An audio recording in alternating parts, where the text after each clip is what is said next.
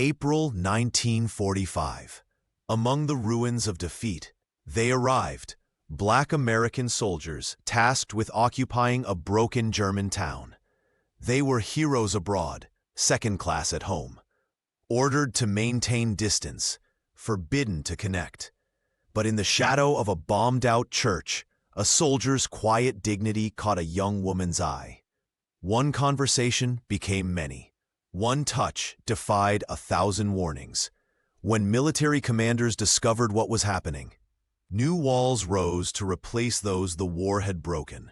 Transfers, threats, separation. What they couldn't know, beneath the weight of regulation, something stronger took root. A defiance that would echo across decades and continents. What happens when love becomes resistance? What remains when a town would rather forget what two people refuse to deny? Through the cracks of hatred, could light find a way in and refuse to leave? April 1945 dawned cold and gray over the German countryside. A convoy of American Army trucks rumbled along a narrow road, their engines breaking the strange stillness that had fallen after years of bombs and gunfire. Inside the lead truck, Sergeant Marcus Johnson studied a crumpled map, his breath making small clouds in the morning air. "How much further, Sarge?" Private James Washington asked, rubbing his hands together for warmth. "Not far now," Marcus replied, his deep voice steady despite his exhaustion. "Maybe 20 minutes. The men of the platoon sat in tired silence. They'd fought their way up through Italy with the 92nd Infantry Division, the Buffalo Soldiers, and now found themselves reassigned to occupation duty in Germany. The war was nearly over, but peace still felt distant. Corporal David Green sat with his back against the canvas side of the truck, watching the countryside roll by through a gap in the tarp. Broken farmhouses stood like skeletons against the pale sky. Here and there, civilians picked through rubble, their faces hollow with hunger and defeat. They barely looked up as the American convoy passed. "Listen up," Marcus called, unfolding a paper with their orders. The men leaned forward. "We're to occupy the town of Waldheim, establish order, report any Nazi holdouts, support the civilian government once it's re-established." "Same as the last place," Washington muttered. "And the place before that," someone added. David said nothing. At 23, he was younger than many in the platoon, but had already seen enough death to last several lifetimes. His hand went to the small notebook in his breast pocket, his anchor in the storm of war. As the trucks rounded a bend, the road dipped into a valley. Through the morning mist, they could make out the outline of Waldheim, a small town with a church spire rising from its center. Buildings clustered around it like huddling children. Washington started humming softly. Another soldier joined in, then another. Soon, the whole truck filled with the sound of "Swing Low, Sweet Chariot," the men's voices blending in perfect harmony. David closed his eyes, letting the familiar melody wash over him. The song drifted from the trucks and floated through the valley. In Waldheim, a few early risers paused to listen to the strange, beautiful sound, the first music of peace they had heard in years. As the convoy rolled into the town square, the singing faded. The soldiers jumped down from the trucks, boots hitting cobblestones with dull thuds. Townspeople peeked through curtains and around doorways, their faces a mixture of fear, curiosity, and relief. A small movement caught David's eye. Through the settling dust, he spotted a young woman at a broken window, her pale face framed by dark hair. Their eyes met for just a moment before she disappeared behind the curtain. David turned away, but the image of her face stayed with him, Greta Hoffman's first glimpse of the liberators. By mid-morning, the square buzzed with activity. Captain Reynolds, the white commanding officer, directed operations from the steps of the damaged Rothaus, the town hall. American flags were raised, sentries posted, radios crackled with reports. David helped unload supplies, stealing glances at the Germans who had begun to gather at the edges of the square. They stood stiffly, unsure whether to approach or flee. Their clothes were patched and worn, their faces gaunt from years of wartime rationing. "Green," Marcus called. "Help set up the ration station. We'll begin distribution at noon." David nodded and began arranging tables near the supply trucks. He couldn't help noticing how the townspeople watched the black soldiers with confused expressions. Many had never seen dark-skinned men before, except in Nazi propaganda films that portrayed them as savages. A middle-aged woman with 2 young daughters cautiously approached the tables. She wore a faded dress and a determined expression. "Bitte," she said quietly, holding out empty hands. "Kinder, hungry." Marcus stepped forward. "What's your name, ma'am?" The woman hesitated before answering. "Weber, Francisca Weber." Captain Reynolds had given strict orders about rations, standard portions only, distributed according to a schedule.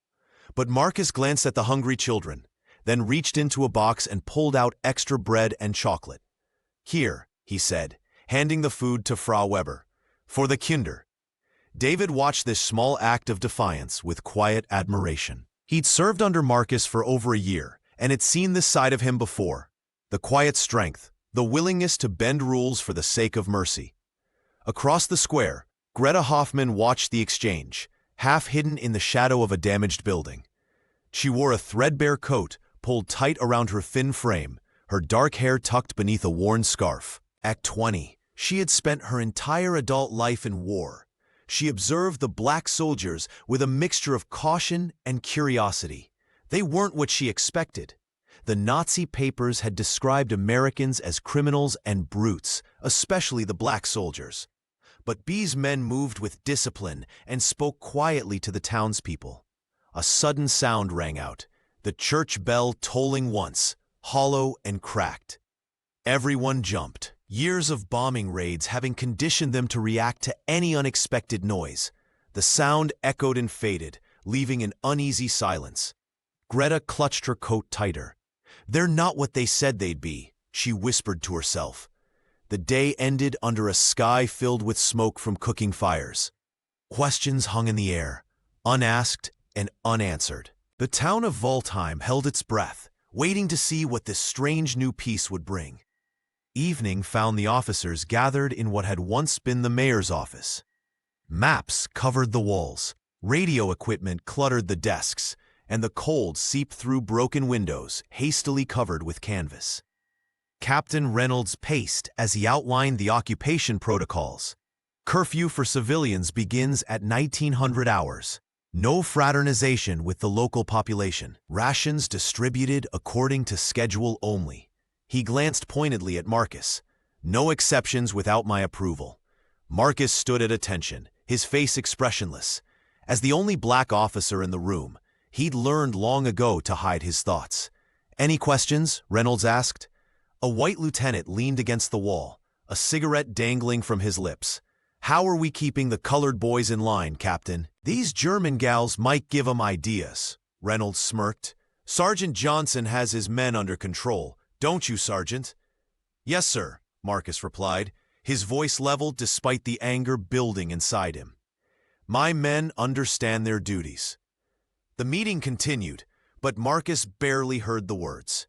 He'd fought this war to defeat fascism, to prove that men like him deserved respect and equality. Now, in this conquered country, he found himself fighting the same old battles against prejudice. Later, in the barracks, a requisitioned school building, the men of the platoon settled in for the night. Cots lined the walls of what had once been classrooms. A single bulb hung from the ceiling, casting long shadows. David sat on his cot, writing in his notebook by the dim light. The pages were filled with observations, poems, and letters he'd never sent. Tonight, he wrote, "We fight for freedom, but we still ain't free." Washington polished his harmonica nearby. "What you always writing about, Green?" David closed the notebook. "Just thoughts, things I want to remember." "Like what?" David considered the question. "Like how this town reminds me of places back home. Broken different, but broken just the same. Like how strange it feels to be feared by people who look like our bosses back in Philadelphia." Marcus entered the room, and the men fell quiet, sensing his mood. He sat heavily on his cot, removing his boots with deliberate movements. "Everything all right, Sarge?" someone asked. Marcus looked up, his face tired. "Same as always. New place, same story." Outside, the radio in the town square crackled to life, broadcasting the first Allied announcement of peace in German. The war was officially ending. The men listened in silence to the unfamiliar words, understanding their significance, if not their meaning. Through the window, they could see candles being lit in the damaged church. The war was over, but something heavier was beginning. Morning brought a pale sun and a long line of townspeople waiting for rations. David stood behind a table stacked with food parcels, checking names against a list and handing out the precious supplies.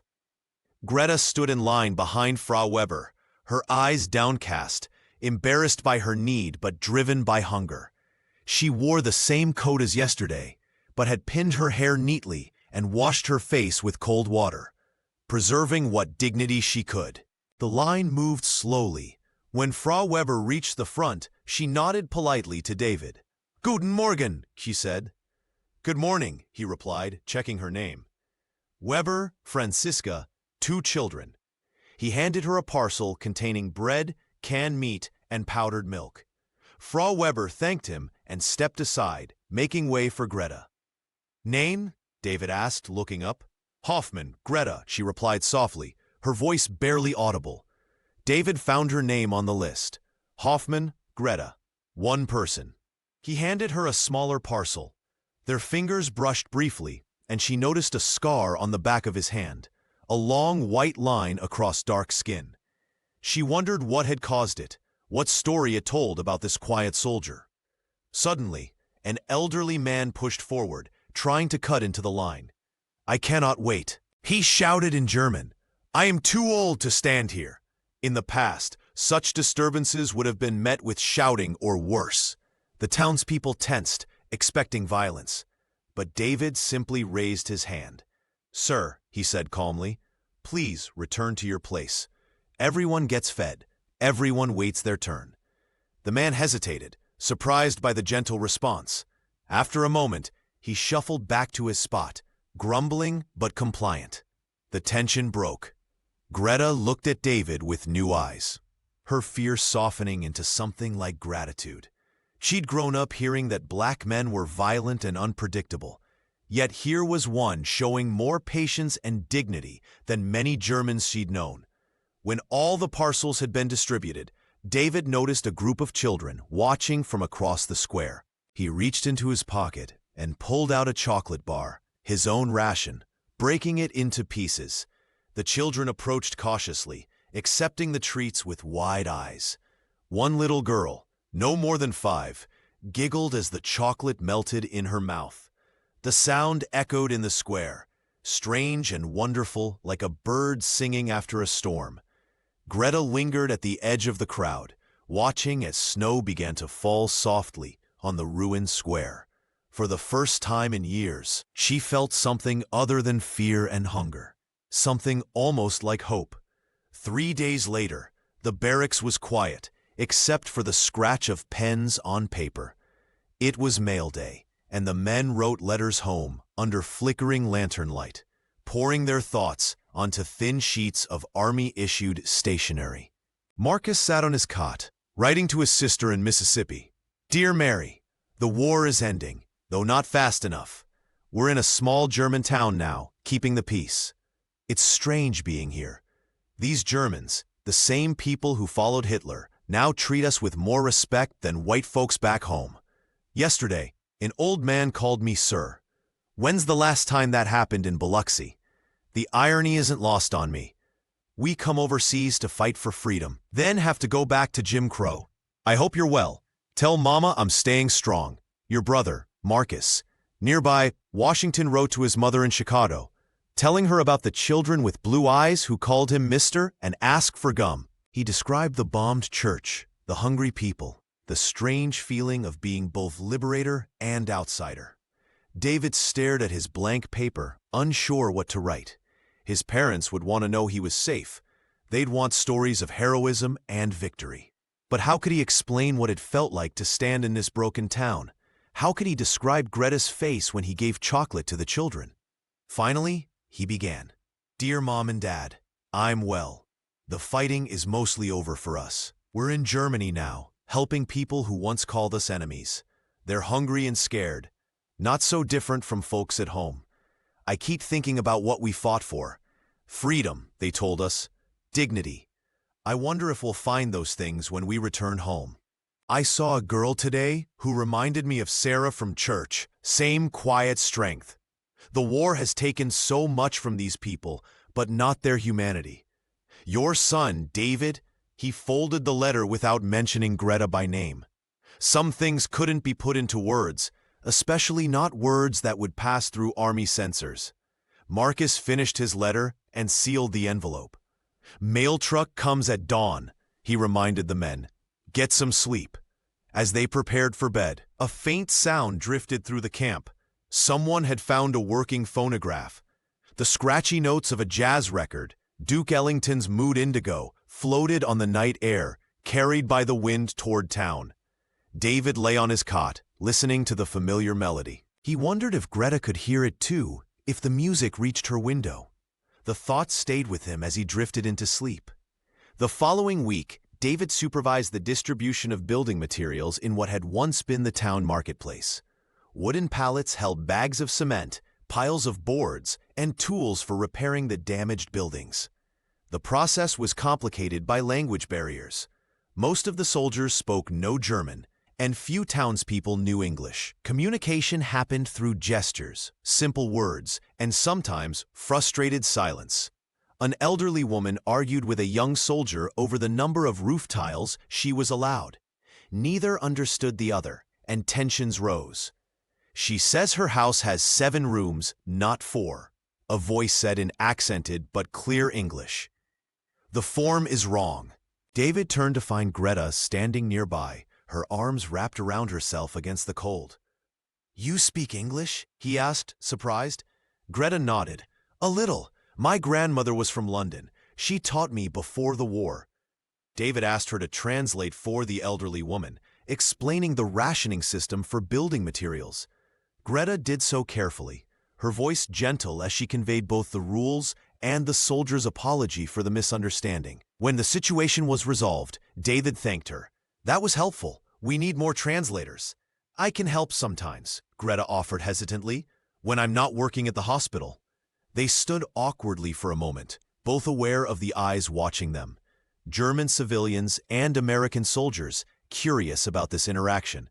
Are you hungry? David asked, reaching into his pocket for his ration of cigarettes. He didn't smoke, but kept them for trading. These can get you extra bread at the market. Greta hesitated, then accepted the small package. The gesture wasn't just about food, it was about trust, a quiet acknowledgement of shared humanity. Thank you, she said softly. What's it like? David asked suddenly. Living here, I mean, before we came. Greta considered the question. No one had asked her about her experiences before. Cold, she finally said. Hungry, afraid. She paused. Always bombs, always speeches on the radio about victory, even as we lost everything. David nodded. He understood propaganda, understood fear. And now? Still cold, still hungry. A small smile touched her lips. But the speeches are different. And there is chocolate sometimes. A call came from across the square. David was needed elsewhere.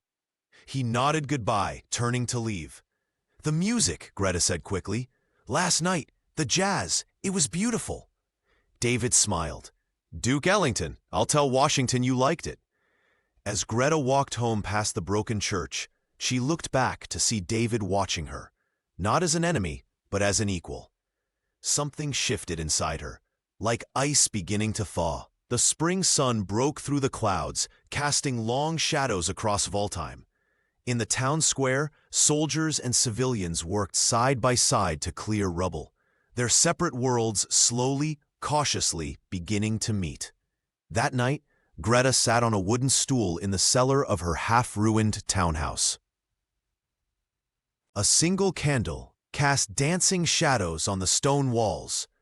The space was damp and cold, but safer than the upper floors, which had been damaged in the last bombing raid. Frau Weber had brought her daughters, 12-year-old Sophie and 8-year-old Liesel. Several other women from the neighborhood had joined them, sharing what little food they had. These evening gatherings had become a ritual during the war years, a way to pool resources and find comfort in company. "The Americans are setting up a field hospital by the school," one woman said, breaking a hard bread crust into pieces. "They have real medicines, not just herbs and alcohol." "Do you think they'll treat Germans?" another asked. Frau Weber nodded. "They already are. Frau Muller's boy had his infected wound cleaned yesterday. An American doctor gave him something for the pain." "Those black ones," an older woman whispered, leaning forward. "They're different than I expected." The room fell silent. It was Greta who finally spoke. "What did you expect, Frau Becker?" The old woman shrugged. "The things they told us, that they were savages, violent." She looked embarrassed now. "But they gave my grandson chocolate. They treat us better than our own did in the end," Frau Weber said quietly, glancing at the door as if someone might be listening. Even now, with the Nazis gone, old habits of caution remained. Sophie, Frau Weber's older daughter, spoke up. "One of them plays music in the square, a small silver instrument." She hummed a few notes. "He showed me how it works." "You shouldn't speak to them," Frau Becker warned. "The officers have forbidden it." "Their officers or ours?" Sophie asked innocently. No one answered. The question of authority, who gave orders now, whose rules to follow, hung in the air. Greta listened to the conversation without contributing. She thought of David's quiet voice, the scar on his hand, the way he'd handled the disturbance in the ration line with dignity instead of force. She thought of his question. What was it like? No one had asked her that before. Not about the war, not about survival. Outside, boots echoed on cobblestones, an American patrol passing by, enforcing the curfew. The women tensed, falling silent until the sound faded. When the others had gone, Greta climbed the narrow stairs to her attic room. The roof leaked in one corner, and a piece of canvas covered the window where glass had once been.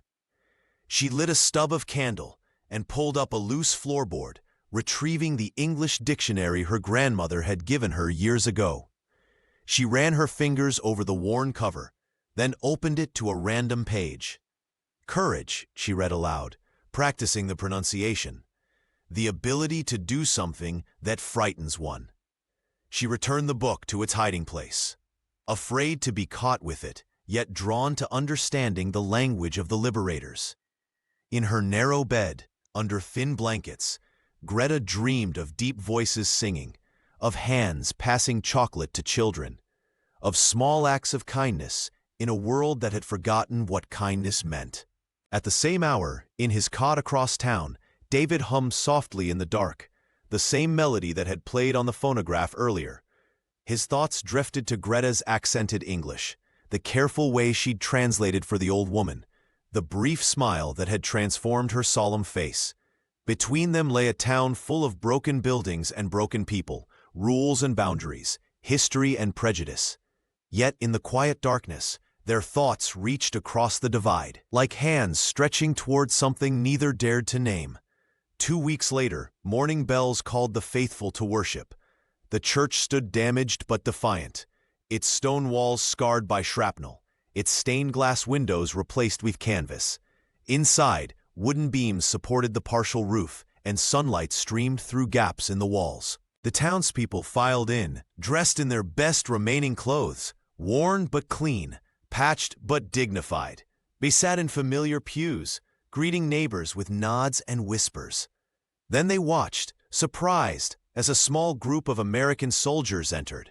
Marcus led them, cap in hand, his uniform pressed, despite the limited facilities. David and Washington followed, along with 4 other men from their platoon.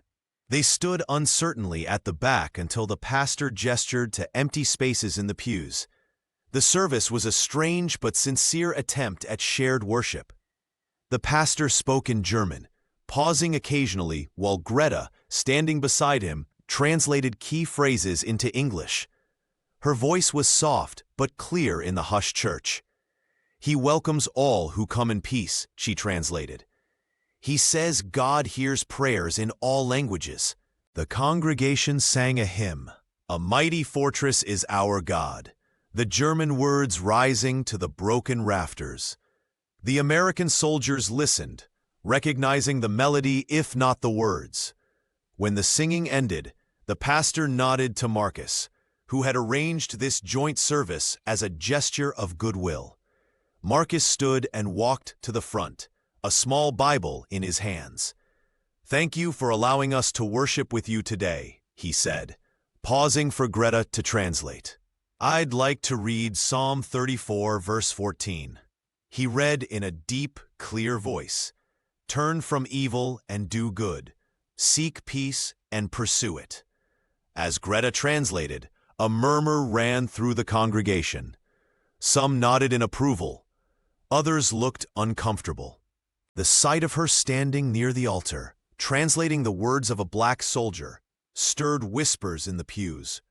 Marcus continued, "In my country, we pray for peace too. We pray for healing, for your nation and for ours." After the service, people lingered in the churchyard, where spring flowers pushed through the rubble, small splashes of color against gray stone. The soldiers stood together, uncertain of their welcome, until the pastor approached and shook their hands. Greta worked up the courage to approach David. "Thank you for coming," she said. "It means something to worship together." David nodded. "Your translation was good. You made it possible for us to understand each other." "I'm still learning," she admitted. "There are many words I don't know." "You're doing fine," David assured her. He reached into his pocket and pulled out a small tin. "For the children," he said, "at the hospital." Greta accepted it, knowing it contained precious rations, sugar, coffee, perhaps chocolate. "Thank you," she said. "They have so little." They stood in awkward silence, aware of the eyes watching them, the pastor's curious gaze, the townspeople's whispers, and from across the churchyard, the disapproving stare of an American officer. "I should go," Greta said finally. "My shift at the hospital starts soon." David nodded. "Be careful," he said softly, though he wasn't sure what he was warning her against. As she turned to leave, he added, "The music, we play sometimes, behind the mess hall, if you wanted to hear it again." A small smile touched her lips. "Perhaps," she said. Before hurrying away, the tin clutched tightly in her hands. Outside the church gates, a white officer watched through binoculars, tracking the interaction. Lieutenant Wilson lowered the glasses and lit a cigarette, exhaling smoke into the cool morning air. "This won't last," he muttered to himself. The sky darkened with approaching rain, casting shadows over the broken town. A week later, dusk settled over Voltheim. Painting the ruins in shades of purple and gold, Greta hurried along a path that led to the outskirts of town, a basket over her arm. Winter had finally released its grip, but nights remained cold. The town needed every scrap of firewood that could be found. At the edge of a field stood a collapsed barn, its roof half caved in, its doors hanging from rusted hinges. It had been abandoned even before the war, and now served as a source of salvage for the townspeople. Greta hoped to find dry wood among the wreckage. She approached cautiously, always wary of unexploded ordnance that might lurk in abandoned buildings. As she neared the barn, she heard something that made her freeze, a voice, humming softly. Greta considered turning back, but the need for firewood was too great.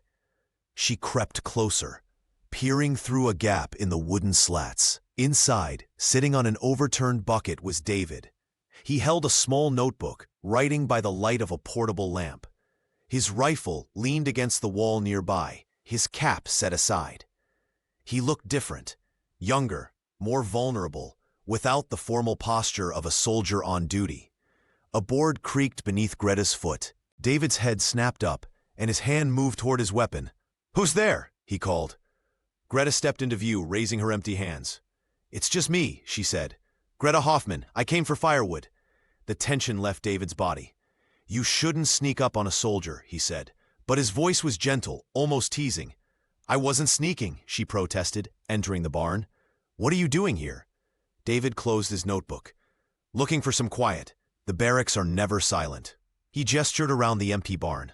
No one comes here. Or so I thought. Rain began to fall, pattering on what remained of the roof. Greta glanced outside, then back at David. I should gather wood and go before it gets worse. You can wait a bit, David suggested. See if it passes. He moved aside, making room for her to sit on a pile of straw. Greta hesitated, aware that being alone with an American soldier, especially a black one, would cause gossip if anyone found out. But the rain was falling harder now, and the barn offered shelter. She set down her basket and sat, keeping a respectful distance. They sat in awkward silence for a moment before David spoke. How long have you lived in Waldheim? All my life, Greta replied. My family's house is near the square, or was. Only part of it stands now.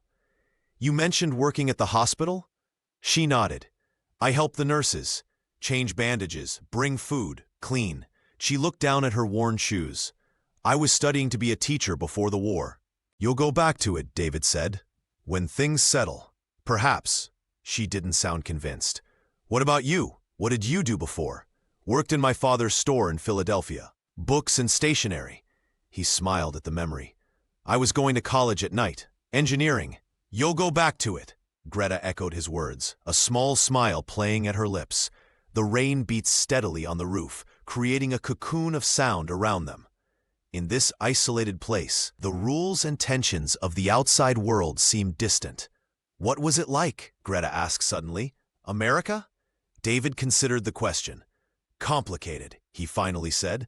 Beautiful in some ways, difficult in others, especially for people who look like me.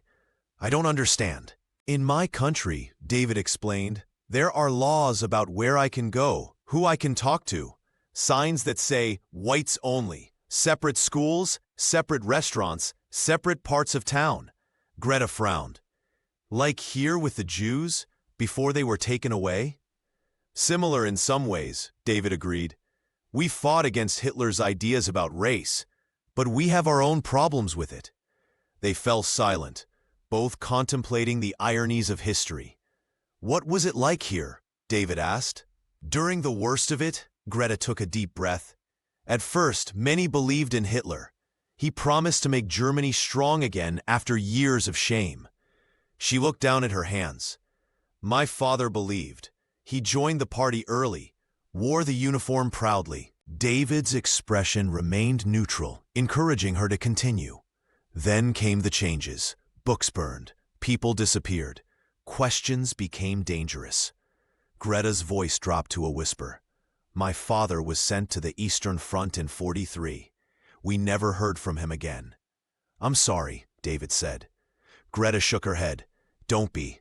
By then, I knew what the party really was, what they were doing. She met his eyes. The things they said about people like you, I believed them once. I'm ashamed of that now. You were a child, David said, taught to hate things you didn't understand. We all were, she agreed, a nation of children following a madman. She gestured to the ruins visible through the barn door. And this is where it led us. The rain eased, and a shaft of late sunlight broke through the clouds, illuminating the dust motes floating between them. In that moment, the distance between them, Philadelphia and Waldheim, black and white, victor and vanquished, seemed both vast and insignificant. I should go, Greta said, standing reluctantly. Curfew soon. David nodded, rising as well. Take this, he said, offering his flashlight. For the path. It gets dark quickly now. Their hands brushed as she took it, and neither pulled away immediately. In the soft glow of the lamp, their eyes met, a silent acknowledgement of something neither dared to name. A sound outside, thunder, or perhaps a distant jeep, broke the moment. They stepped apart, returned to their separate realities. Danke, Greta said softly, for the light. Be careful going home, David replied. She gathered some fallen wood into her basket and slipped out into the gathering dusk.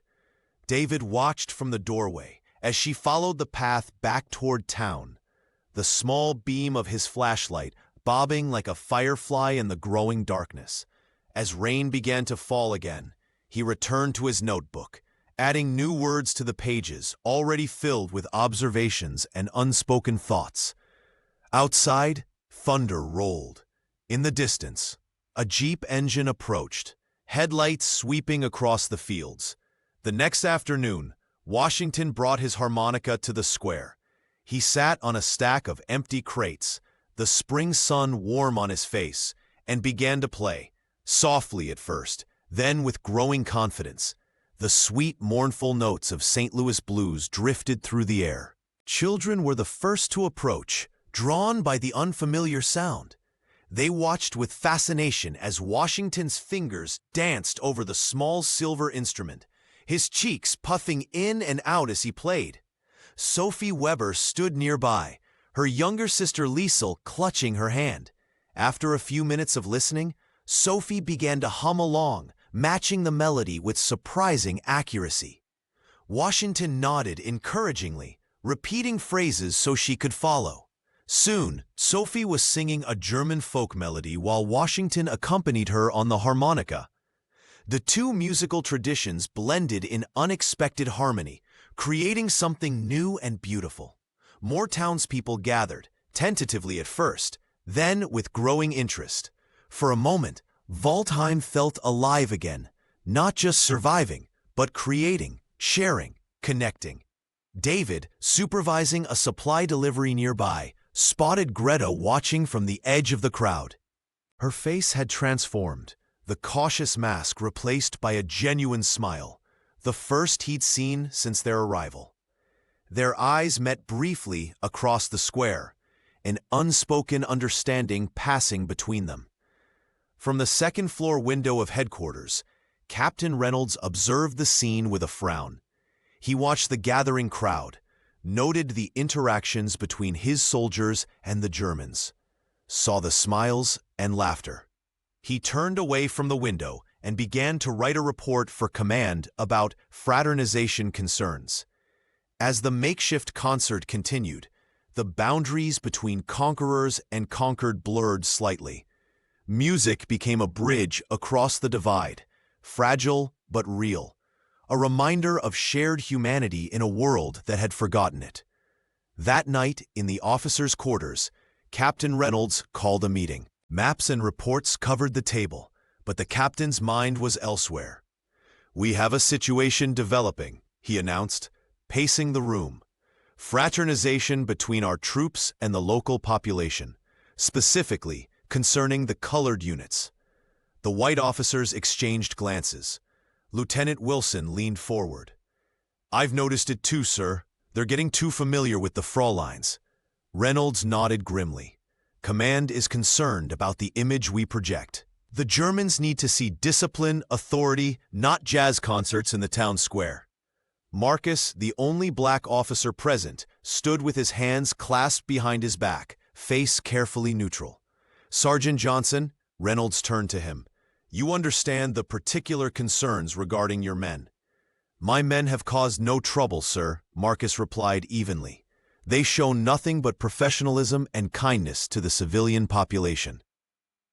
"Kindness isn't our mission," Reynolds snapped. "Control is. Effective immediately, all personnel are restricted to essential interactions only. Curfew for our soldiers will be enforced strictly. Any unauthorized contact with civilians will result in disciplinary action." "Sir," Marcus began, "some of my men serve as translators. They've built trust with the locals, which helps our operations." "Official translators will be assigned," Reynolds cut him off, "from the white units. We can't risk misunderstandings." Marcus understood the implication. He left the meeting humiliated but resolved. Outside, he spotted David walking toward town after curfew. Their eyes met across the compound. Marcus hesitated, then looked away, choosing loyalty to conscience over orders. That night, David made his way carefully through the darkened streets to the barn at the edge of town. Greta waited inside, a small lantern casting warm light on her face. You came, she said, relief in her voice. I said I would, he replied simply. She had brought bread, real bread, not the army rations, wrapped in a clean cloth. David contributed coffee, precious grounds traded from the mess hall supplies. They sat on a blanket spread over clean straw, sharing this simple feast as if it were a banquet. Their conversation moved from careful pleasantries to deeper waters. David spoke of Harlem, where his cousin lived, of jazz clubs and poetry readings, of dreams deferred by war and prejudice. Greta told him about books she had loved before they were banned, about her grandmother's stories of England, about her hopes to teach again someday. Both our countries, Greta said quietly, were poisoned by hate. Different kinds, but the same disease, David nodded. Fear makes people cruel, makes them believe lies about those who look different. Not everyone, Greta said, looking at him in the soft lamplight. Not you. Not you either, he replied. In that moment, something shifted between them, recognition deepening into something more. David reached out slowly, giving her time to pull away. Instead, she leaned toward him. Their kiss was gentle, hesitant, a trembling act of defiance against everything that divided them. Her hand touched his face, his arms encircled her waist. For a brief, precious moment, they were not German and American, not white and black, not victor and vanquished, just David and Greta, two people finding connection amid the ruins of war. Outside, thunder rolled. In the distance, a jeep engine approached. They separated hurriedly, as headlights swept across the field outside the barn. David extinguished the lamp, and they crouched in darkness, hearts pounding, until the vehicle passed. I should go, Greta whispered, gathering her things. It's dangerous for both of us. David nodded, though his eyes pleaded for her to stay. When can I see you again? I don't know, she admitted. They're watching more closely now. He walked her to the edge of the field, careful to stay in the shadows. Before they parted, he pressed something into her hand, his spare pencil. To remember, he said simply. Greta clutched it tightly, this small token of connection. Be careful, David. You too, he whispered, as she slipped away into the night. The next morning, a bulletin board appeared outside headquarters. A crowd gathered to read the new orders, posted in both English and German. The message was clear. Fraternization between American troops and German civilians was strictly prohibited. Violators faced severe consequences. David read the notice with a sinking feeling. The military terminology couldn't disguise the intent. Keep the soldiers, especially the black soldiers, away from German women. Washington sidled up beside him. Seems Captain Reynolds didn't appreciate my concert, he muttered, patting the harmonica in his pocket. It's not about music, David replied quietly. Never is, Washington agreed. Same song, different words. Back at the barracks, the easy laughter that had begun to emerge in recent days disappeared. Men spoke in hushed tones, casting worried glances at the white officers who suddenly seemed more present, more watchful. Marcus gathered his platoon for a briefing, his face grave. The orders are clear, he said. Essential contact only. No social interactions with civilians. He met David's eyes briefly. No exceptions. David nodded, his face carefully blank. He thought of the barn, of Greta's smile in the lamplight, of the kiss that still lingered on his lips. He thought of her pencil, hidden in his pocket like a talisman. Across town, Greta stood in the marketplace, reading the same notice translated into German. The wording was different, but the meaning identical. German women seen in the company of American soldiers would lose ration privileges. In a town still facing starvation, it was a serious threat. Frau Weber read over her shoulder. They fear what they don't understand, she murmured. What do you mean? Greta asked. The older woman gave her a knowing look. Kindness, connection, the things that make us human instead of enemies. She squeezed Greta's arm. Be careful, child. Some walls are not meant to be climbed. That evening, Greta walked past the barn on her way home from the hospital. The door was locked, a military padlock securing the latch. She pressed her hand against the weathered wood, and whispered David's name, knowing he wasn't there, knowing he wouldn't come. For 2 weeks, they obeyed the orders. David performed his duties with mechanical precision, avoiding the hospital where Greta worked, taking different routes through town. Greta kept her eyes down when American patrols passed, fighting the urge to search for his face among them. Yet they found small ways to acknowledge each other. Once, David left a chocolate bar on the hospital doorstep, wrapped in a page from his notebook with a sketch of the church. Another time, Greta hung a small posy of wildflowers on the fence near his patrol route. These silent messages sustained them, like whispers across a widening divide. But both sensed the fragility of their connection, the growing forces aligned against them. Spring advanced, bringing warmer days and cold, clear nights. The town began to heal. Rubble cleared, basic services restored, gardens planted in every available patch of soil. Yet beneath this veneer of recovery, tensions simmered. One evening, David volunteered for the late patrol, a solitary round of the town's perimeter. The night was quiet, stars visible through gaps in the clouds. His path took him past the hospital, where lights still burned in a few windows. A shadow moved near the entrance, a figure in a nurse's apron emptying a bucket of water. David hesitated, then stepped into the light of the single lamp above the door. "Greta," he said softly. She turned, startled, then glanced quickly around to ensure they were alone. "David, you shouldn't be here." "I know." He remained at a respectful distance. "I just needed to see that you're all right." "I'm managing." She wiped her hands on her apron. "And you?" "The same." He shifted his rifle to his other shoulder. "There's talk of new officers arriving soon. Reorganization." Greta nodded, understanding the unspoken message. Things might get worse. "The barn is still locked?" "Yes, but—" David hesitated, then continued in a lower voice. "There's a shed behind the old mill. No one uses it now." "I know it," Greta said. She glanced at the hospital door. "I must go back inside." David nodded. "Tomorrow night? After curfew?" "It's dangerous," she warned. "I know," he replied simply. They stood for a moment, drinking in the sight of each other, after days of separation. So much remained unsaid between them. Questions about the future, fears about the present. The growing awareness that whatever they shared existed on borrowed time. "Good night, Nurse Hoffman," David said formally, aware that anyone might be watching from the shadows. "Good night, Corporal," Greta replied, a smile in her voice despite the formality.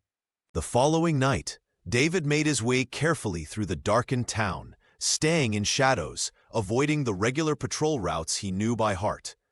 The old mill stood on the banks of the small river that ran through Voltheim, its wheel long since rotted away, its stones blackened by a fire during the final days of fighting. The shed behind it was little more than 3 walls and a slanting roof, once used to store grain sacks before transport. Now it stood empty except for a few broken tools and a layer of straw on the dirt floor. David arrived first, arranging his flashlight to cast minimal light, spreading his jacket on the cleanest patch of straw. He waited, listening to the river's soft murmur, wondering if she would come, if she had been delayed or discovered. When Greta appeared in the doorway, her face half illuminated by moonlight, something tight in his chest loosened. She wore a dark coat over her dress, her hair hidden beneath a scarf. "You came," he said, echoing her words from their last meeting. "I said I would," she replied, settling beside him on the jacket. They talked in whispers, sharing the small details of their days, the news they'd heard, the rumors circulating through town. David told her about a letter from his mother, censored so heavily it consisted mostly of blank spaces and generic assurances of health. Greta described the new vegetables sprouting in the community garden, the small signs of life returning. "Do you think it will get better?" she asked. "When the war is truly over?" David considered the question. "For Germany, yes. Towns will rebuild. Children will grow up without bombs falling. And for us? Greta's question encompassed more than the two of them. It reached toward the larger divisions, the barriers of race and history that separated them. I don't know, David admitted. In America, things move slowly. The war changed some minds, but not enough. And here? Here. He took her hand, his thumb tracing circles on her palm. Here, we're still enemies, according to the rules. Different sides, different worlds. Not to me, Greta said fiercely. Not anymore. In the dim light, they leaned toward each other. Their second kiss was different from the first, less hesitant, more urgent, colored by the knowledge of its stolen nature. Her hands found his shoulders, his arms encircled her waist. They held each other as if against a coming storm. When they separated, David touched her face gently. We have to be careful. I know, she whispered, but I needed this, to know it was real. They remained in the shed for another hour, sometimes talking, sometimes sitting in comfortable silence, both aware of each minute passing, each one precious and dangerous. Before they parted, David gave her a small gift, a handkerchief embroidered with his initials, sent by his sister months ago. To remember, he said, echoing his words from before. Greta pressed it to her heart, then carefully tucked it inside her dress. I don't need reminders, she said, but I'll keep it safe. They left separately, David waiting 15 minutes after Greta had gone before making his own way back to the barracks. The night enfolded them in separate journeys, the distance between them growing with each step, yet the connection remained, fragile but enduring, a defiance against the rules that would keep them apart. The arrival of additional officers from division headquarters brought an immediate change to Valtheim. Military police in white helmets appeared on street corners. Checkpoints materialized at key intersections. The relaxed atmosphere that had begun to develop hardened overnight into something more rigid, more controlled. David sensed the shift during morning roll call. Captain Reynolds introduced two new lieutenants, both Southerners with hard eyes and tight smiles. They inspected the black soldiers with barely disguised contempt. Effective immediately, Reynolds announced, all personnel will observe strict non-fraternization protocols. Military police have orders to question any soldier seen conversing with civilians outside of official duties. He paused, scanning the assembled men. Additionally, the town has been divided into patrol sectors. No soldier is to enter sectors outside his assignment without written authorization. The men exchanged glances. The new map posted on the bulletin board revealed the strategy clearly. The black units were assigned to sectors away from the town center, away from the hospital, away from residential areas. They were being systematically isolated from the German population. After dismissal, Washington muttered, "They're penning us in like animals." "Just following the Jim Crow playbook," another soldier replied bitterly. "Separate but equal, army style." David said nothing. The sector map meant he would be stationed far from anywhere Greta might be. The shed behind the mill now lay in a different patrol zone, one he had no legitimate reason to enter. Across town, Greta heard the same announcement posted at the bakery. German women seen in unauthorized contact with American soldiers would not only lose rations, but could face detention and questioning about subversive activities. The language was deliberately intimidating. Sophie Weber whispered to Greta in the breadline. They locked up Helga Braun yesterday. Someone saw her accepting cigarettes from a soldier. Which soldier? Greta asked, trying to keep her voice neutral. One of the black ones, Sophie replied. She's still being questioned. That afternoon, Greta worked her hospital shift with mechanical precision, cleaning wounds, changing bandages, distributing medication. When a white American doctor visited to check on German patients, she kept her eyes lowered, answering only direct questions in minimal German, hiding her English knowledge. After her shift, she walked home along her usual route, which took her past headquarters. A group of soldiers stood smoking near the entrance, white officers she hadn't seen before. One nudged another as she passed, making a comment she pretended not to hear or understand. At home, Greta removed David's handkerchief from its hiding place in her mattress. She pressed it to her face, catching the faint scent that remained. Soap, coffee, something distinctly him. She knew they might not find another chance to meet, not with the new restrictions. The thought sat like a stone in her chest. That night, Marcus called David aside after dinner. They walked to a quiet corner of the compound, away from listening ears. "You need to be careful, Green," Marcus said without preamble. "Very careful." David maintained a neutral expression. "Sir, don't sir me right now. This is Marcus talking, not Sergeant Johnson." He lowered his voice further. "They're watching you. Lieutenant Wilson mentioned your name specifically during the officers' meeting." David's stomach tightened. "What did he say?" "Asked if you had translation duties at the hospital. Wanted to know your patrol routes." Marcus lit a cigarette, shielding the flame with his hand. "I've been around long enough to know what that means." David nodded slowly. "I understand." "Do you?" Marcus's voice sharpened. "This isn't Mississippi or Alabama, but it might as well be. These new officers, they're looking for examples to make. Don't give them one." "I won't," David promised, though his mind raced with thoughts of Greta, of the shed by the mill, of promises whispered in the darkness. Marcus studied him for a long moment. "Whatever it is, whoever she is, it can't end well. You know that." David didn't deny it, didn't pretend not to understand. Some things are worth the risk. "Your career, your freedom, your life?" Marcus shook his head. "No woman is worth that, Green." "It's not just about her," David said quietly. "It's about who I am, who we are, what we fought for." Marcus sighed, suddenly looking older than his 30 years. "I know, believe me, I know." He clapped David on the shoulder. "Just watch yourself. That's all I'm saying." As Marcus walked away, David stood alone in the gathering darkness. The weight of Marcus's warning sat heavily on his shoulders, yet beneath it burned a determination that surprised him with its intensity. He thought of Greta's words, "Not to me, not anymore."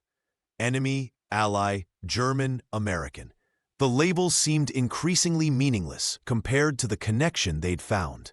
That night, he wrote in his notebook, by flashlight under his blanket, "They build new walls to replace the ones we broke. They draw new lines to keep us in our place. But some borders exist only on maps, and some prisons can't hold what refuses to be contained." He folded the page carefully and slipped it beneath his pillow. Words he couldn't send but needed to write, a small act of defiance against the forces closing in around them. 2 weeks passed under the new restrictions. Spring advanced, bringing warmer days and the scent of blossoms from the few trees that had survived bombing. The townspeople planted victory gardens in every available patch of soil. The soldiers settled into their routines, adapting to the stricter protocols while finding small ways to maintain their dignity. Then came the day that would change everything. A convoy of jeeps and trucks arrived at headquarters, carrying staff officers and equipment from Division Command. At their center rode Major Robert Henderson from Virginia, sent to take charge of the occupation forces in Waldheim and surrounding areas. The soldiers were assembled in the square for his arrival. David stood at attention with the others, watching as a tall, lean officer with iron-gray hair stepped from the lead jeep. Henderson's uniform was impeccable, his posture rigid. When he removed his sunglasses, his pale blue eyes surveyed the troops with cold assessment. Captain Reynolds greeted him with a salute. "Welcome to Waldheim, Major. We're honored to have you assume command." Henderson returned the salute crisply. "Thank you, Captain. I look forward to bringing proper order to this sector." His southern drawl stretched the words, giving them an almost lazy quality that belied their sharpness. His gaze traveled over the assembled soldiers, lingering on the black troops with thinly veiled contempt. When he spoke again, his voice carried clearly across the square. "I understand there have been some ...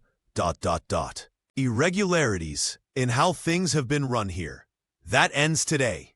The United States Army represents the greatest nation on earth. We will conduct ourselves with appropriate discipline and distinction." The troops remained at attention as Henderson continued his inspection, occasionally stopping to ask questions of white officers, ignoring the black soldiers entirely, except as subjects of scrutiny. When he reached Marcus, he paused. "Sergeant, I'm here." "Johnson, sir."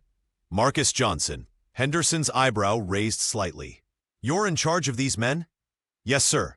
Platoon leader, Charlie Company." The major made a non-committal sound and moved on. David caught the slight tightening of Marcus's jaw, the only sign of his reaction to the dismissive treatment. That afternoon, orders came down quickly. New duty rosters, new sector assignments, new protocols. The changes reflected Henderson's vision of proper military order and proper racial separation. The mess hall, which had previously served all troops together, would now operate in shifts. White officers first, then white enlisted men, and finally black soldiers. Separate recreational facilities were established. Even the mail call was reorganized to prevent the units from mingling. Marcus was called to headquarters that evening to receive the new directives.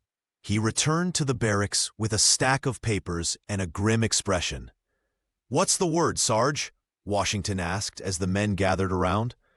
Marcus distributed the new orders without comment. The men read in silence, faces darkening as they understood the implications. The walls around them were growing higher, the rules stricter, the message clearer. "Stay in your place." David found himself reassigned to a supply depot on the outskirts of town, far from his previous patrol route, far from anywhere Greta might be. The transfer orders included a pointed note about his unsuitability for direct civilian contact due to communication concerns, a transparent excuse to remove him from translation duties. After lights out, he lay awake on his cot, staring at the ceiling. The changes weren't surprising. They were simply the American system reasserting itself in occupied Germany. The brief period of relative equality had been an anomaly, a temporary lapse in the natural order as the military defined it. Yet knowing this didn't make it easier to accept. Something had awakened in David during these months in Valtheim, a sense of possibility, a glimpse of a world where he might be judged by his character rather than his color. The barn, the shed, Greta's eyes in the lamplight. These moments had shown him another way of being. Now, Major Henderson had arrived to ensure that way remained closed. The next day brought further evidence of the new regime. Henderson dictated a letter to division headquarters, copies of which were deliberately left visible on desks where black orderlies would see them during cleaning.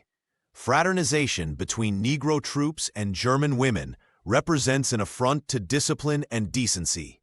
Such behavior undermines the moral authority of our occupation and threatens the established social order both in Europe and at home. I have implemented immediate measures to prevent such interactions and will deal severely with any violations. The message spread quickly through the ranks. That evening, in the black soldiers' barracks, the mood was somber. Men cleaned their rifles, wrote letters, played cards, all in near silence, the weight of Henderson's words hanging in the air.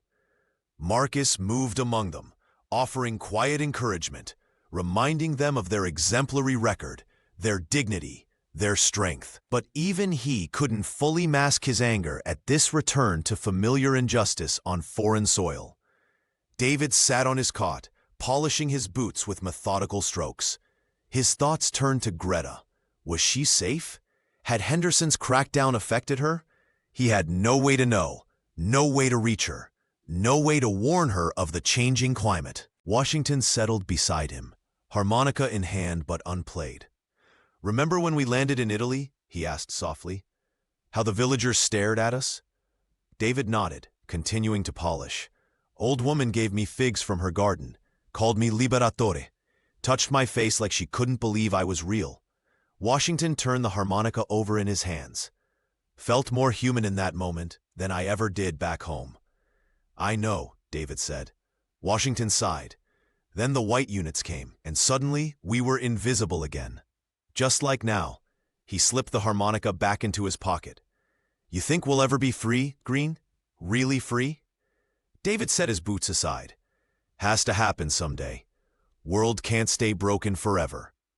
Hope I live to see it, Washington murmured. Outside, a jeep's headlights swept across the barracks windows as it passed on patrol. The men instinctively lowered their voices, a habit formed from a lifetime of caution around authority. David thought of his notebook, of the words he'd written about borders and prisons. He thought of Greta's face, the way she looked at him, not as black, not as American, but simply as himself. In that look lay the future Washington hoped for.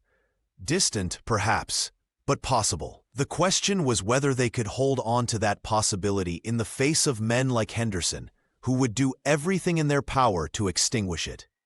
The following morning dawned bright and clear, a perfect spring day that belied the tensions simmering in Waldheim. Major Henderson had called an assembly of all troops in the square, an unprecedented gathering that sparked speculation and concern. The soldiers stood in formation, divided by race and rank, according to Henderson's new protocols. The white officers occupied the front rows, then the white enlisted men, with black troops relegated to the back. The rigid separation highlighted what Henderson considered the natural order. At precisely 0900 hours, the major strode to the podium erected for the occasion. Sunlight glinted off his polished insignia as he surveyed the assembled men with cold authority. "Gentlemen," he began, his southern drawl carrying across the silent square, "I have called this assembly to address certain matters of discipline and conduct that have come to my attention during my first days of command." David stood at attention, his face carefully blank. Beside him, Washington stared straight ahead, his usual good humor replaced by wary stillness. Henderson continued, his voice hardening. "We are representatives of the United States of America in a defeated enemy nation. Our behavior reflects not just on ourselves, but on our country and our values." He paused, his gaze sweeping over the black soldiers. "Some of you seem to have forgotten this responsibility." A murmur ran through the white troops, quickly silenced by a sharp look from the major. "The German population must understand their place as a conquered people.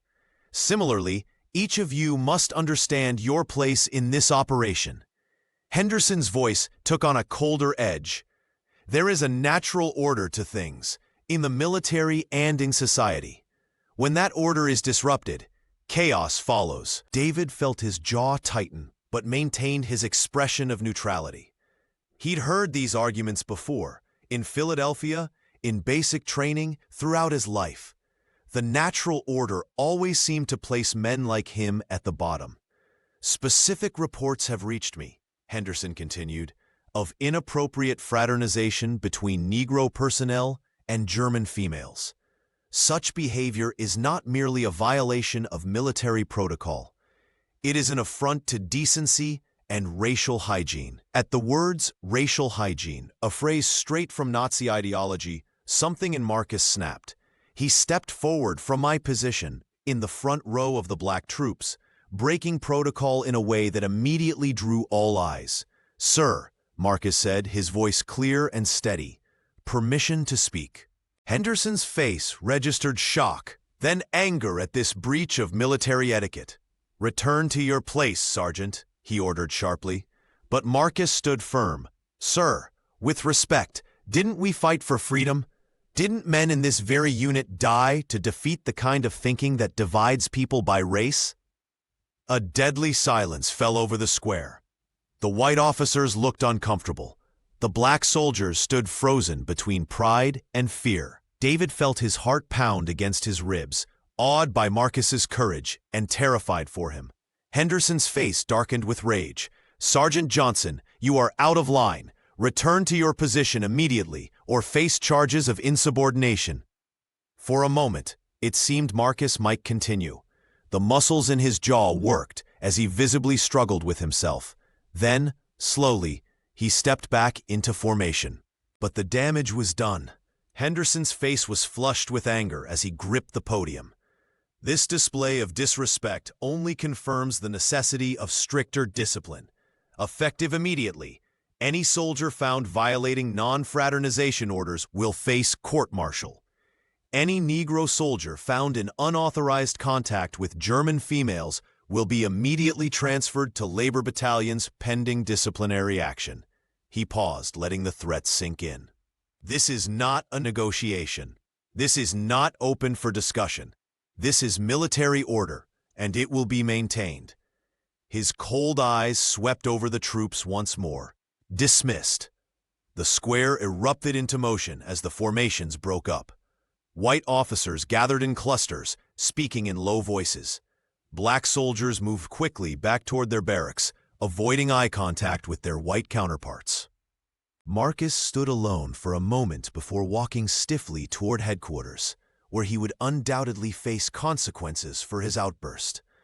David watched him go, understanding the sacrifice Marcus had just made, risking his rank, his career, perhaps even his freedom to speak a truth that needed to be said. Later, in the barracks, the men spoke in hushed tones about what had happened. Many feared for Marcus, who had not returned. Others worried about the increased scrutiny that would now fall on all of them. When Marcus finally appeared that evening, his face was drawn with exhaustion. The men fell silent, waiting. "I've been officially reprimanded," he announced without preamble. "Restricted to quarters for 2 weeks except for essential duties. One more incident and I lose my stripes." No one knew what to say. Washington finally broke the silence. "You spoke for all of us, Sarge."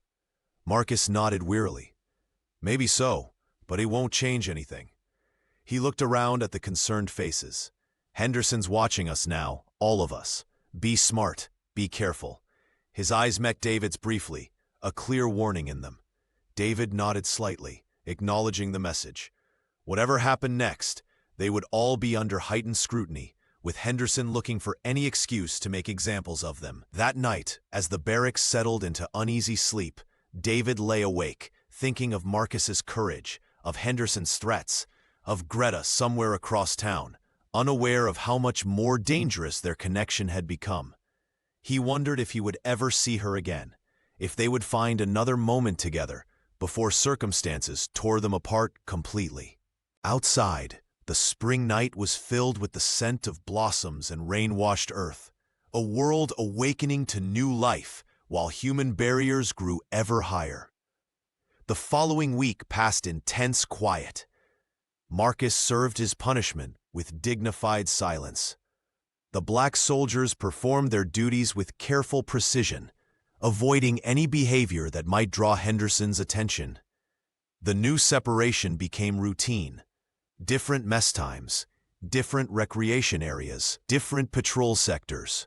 David worked long hours at the supply depot, cataloging shipments, maintaining inventory lists, focusing on the monotonous tasks to keep his mind from dwelling on who he couldn't have.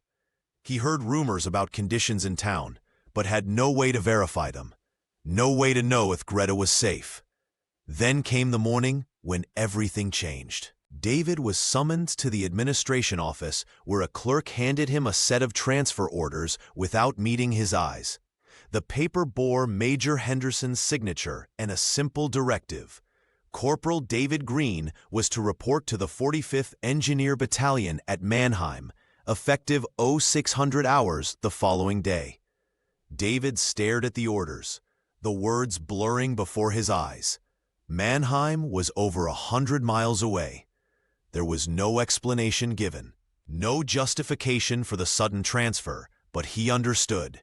This was Henderson's way of removing a perceived problem, separating him not just from Waldheim, but from any possibility of contact with Greta.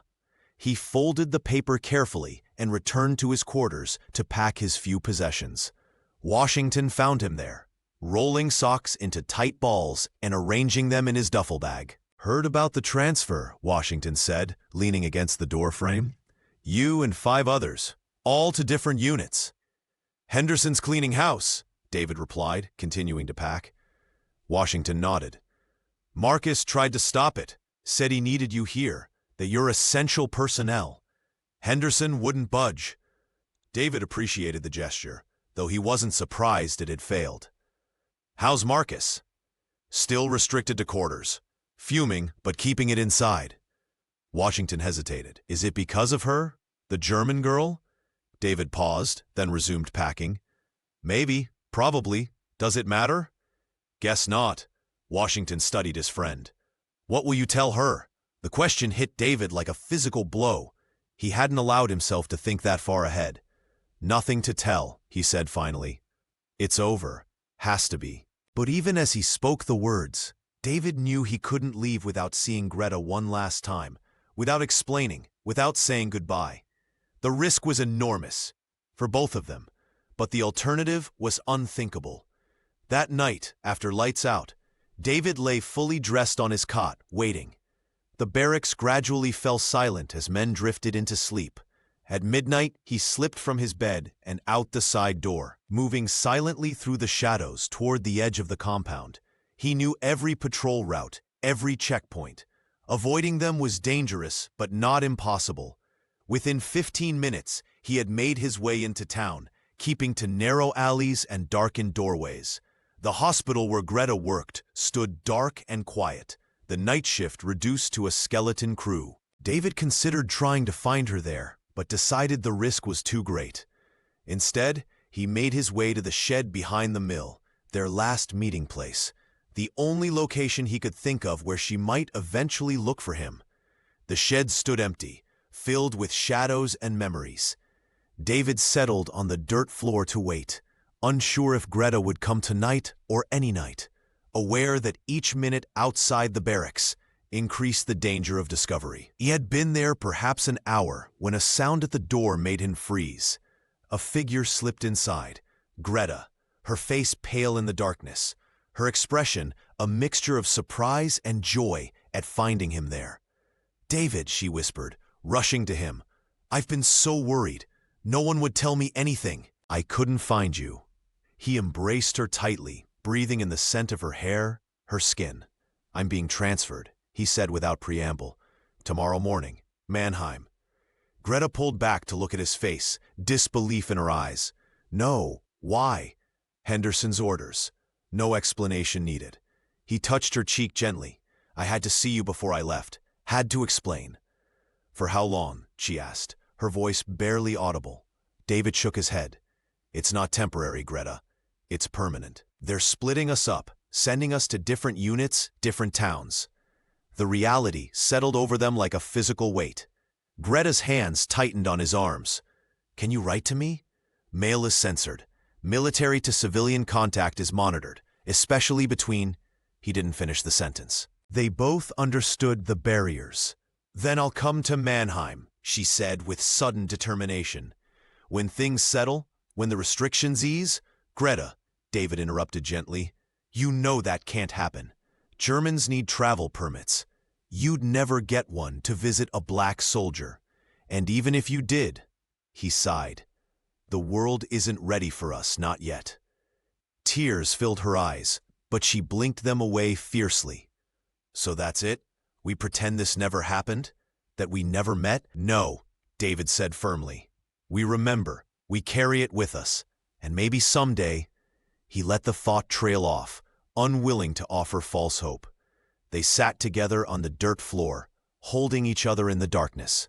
Outside, the river murmured its constant song. Time seemed both frozen and rushing forward too quickly, each minute precious and fleeting. "Tell me about Philadelphia," Greta said suddenly. "Your home, your family, the places you love. I want to picture you there." So David told her about the brownstone where he'd grown up, the bookstore his father ran, the park where he played as a child. He described his mother's garden, his sister's singing voice, the church where the community gathered on Sundays. He painted pictures with words, giving her images to hold on to. In turn, Greta told him about Waldheim before the war, the festivals in the town square, the school where she'd hoped to teach, the traditions that had shaped her childhood. She spoke of her dreams to see the world someday, to rebuild a life from the ruins of the old one. They talked about the future, separately but somehow still connected. David would finish his engineering degree on the GI Bill. Greta would complete her teacher training. They would each make something of their lives, carrying the memory of these brief, stolen moments. "I want you to have this," David said, removing his dog tags from around his neck. Military regulations required him to wear them at all times, but he slipped one off the chain and pressed it into her palm. "To remember." Greta closed her fingers around the metal tag, feeling the raised letters of his name, his service number, his blood type. "I'll keep it safe," she promised. The night grew old around them. They both knew dawn would come too soon, bringing with it separation and uncertainty. The world beyond the shed, with its rules and prejudices, its borders and barriers, waited to reclaim them. In these final hours, they made love tenderly on David's jacket spread over the straw, both aware that this might be their last night, their last touch. They memorized each other with hands and lips, creating memories to sustain them through the lonely days ahead. Afterward, they held each other in silence, listening to each other's heartbeats, to the river's flow, to the distant sounds of a town beginning to awaken. "I have to go," David whispered finally. "The trucks leave at 6. Greta nodded against his chest, unable to speak past the tightness in her throat. They dressed slowly, reluctantly, each movement an acknowledgement of the coming separation. At the door of the shed, they kissed one last time, gently, desperately, a culmination and a beginning. "Be safe," David said. "Be happy if you can." "You too," Greta whispered. "Find your freedom." They parted in the gray light of dawn, David heading back toward the compound, Greta remaining in the shed until it was safe to leave. No promises were made, no plans for reunion, no false assurances that somehow they would find their way back to each other. Only the truth remained. That for a brief moment in the chaos of war and its aftermath, they had found something real and precious. Something that had changed them both in ways they were only beginning to understand. As trucks rumbled to life in the American compound, Greta sat alone in the shed, David's dog tag clutched in her hand. Outside, the first light of morning touched the ruins of Waldheim, illuminating both the destruction of the past and the tentative beginnings of rebuilding.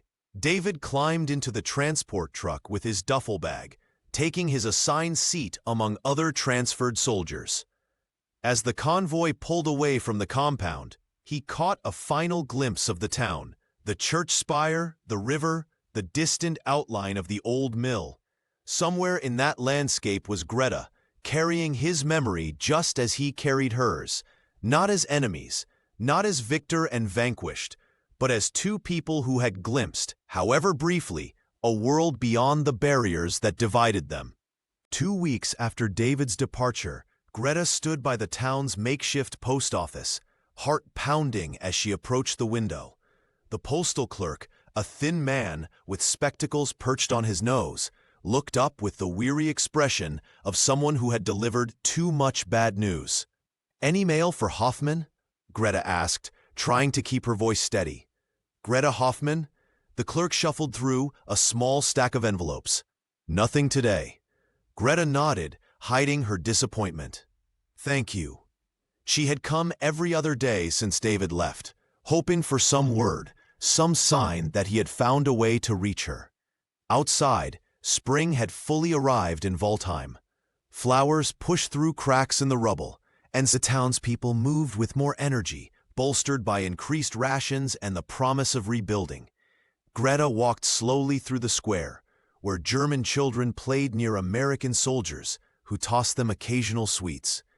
The atmosphere had shifted since Major Henderson's arrival. The black soldiers, the Buffalo soldiers who had first entered Waldheim, were gone, replaced entirely by white troops who maintained a cool distance from the locals. At the hospital, Greta changed into her nurse's apron and began her afternoon shift. The wards were quieter now, filled mostly with elderly patients and those recovering from long-term injuries, rather than the immediate casualties of war. "Have you heard?" Sophie Weber whispered as they changed bandages together.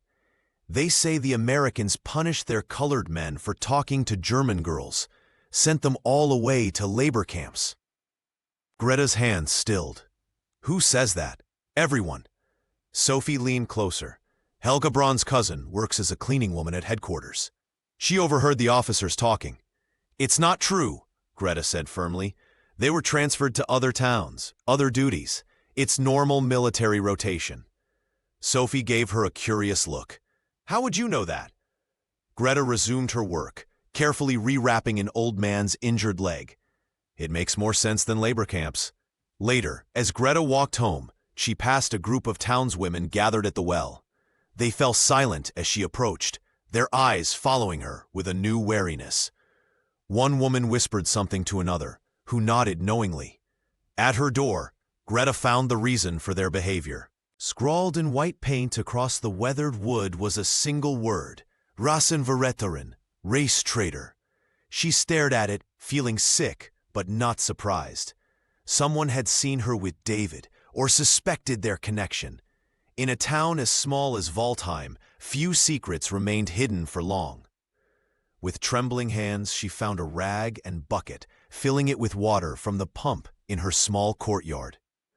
As she scrubbed at the hateful word, tears blurred her vision. But she refused to let them fall.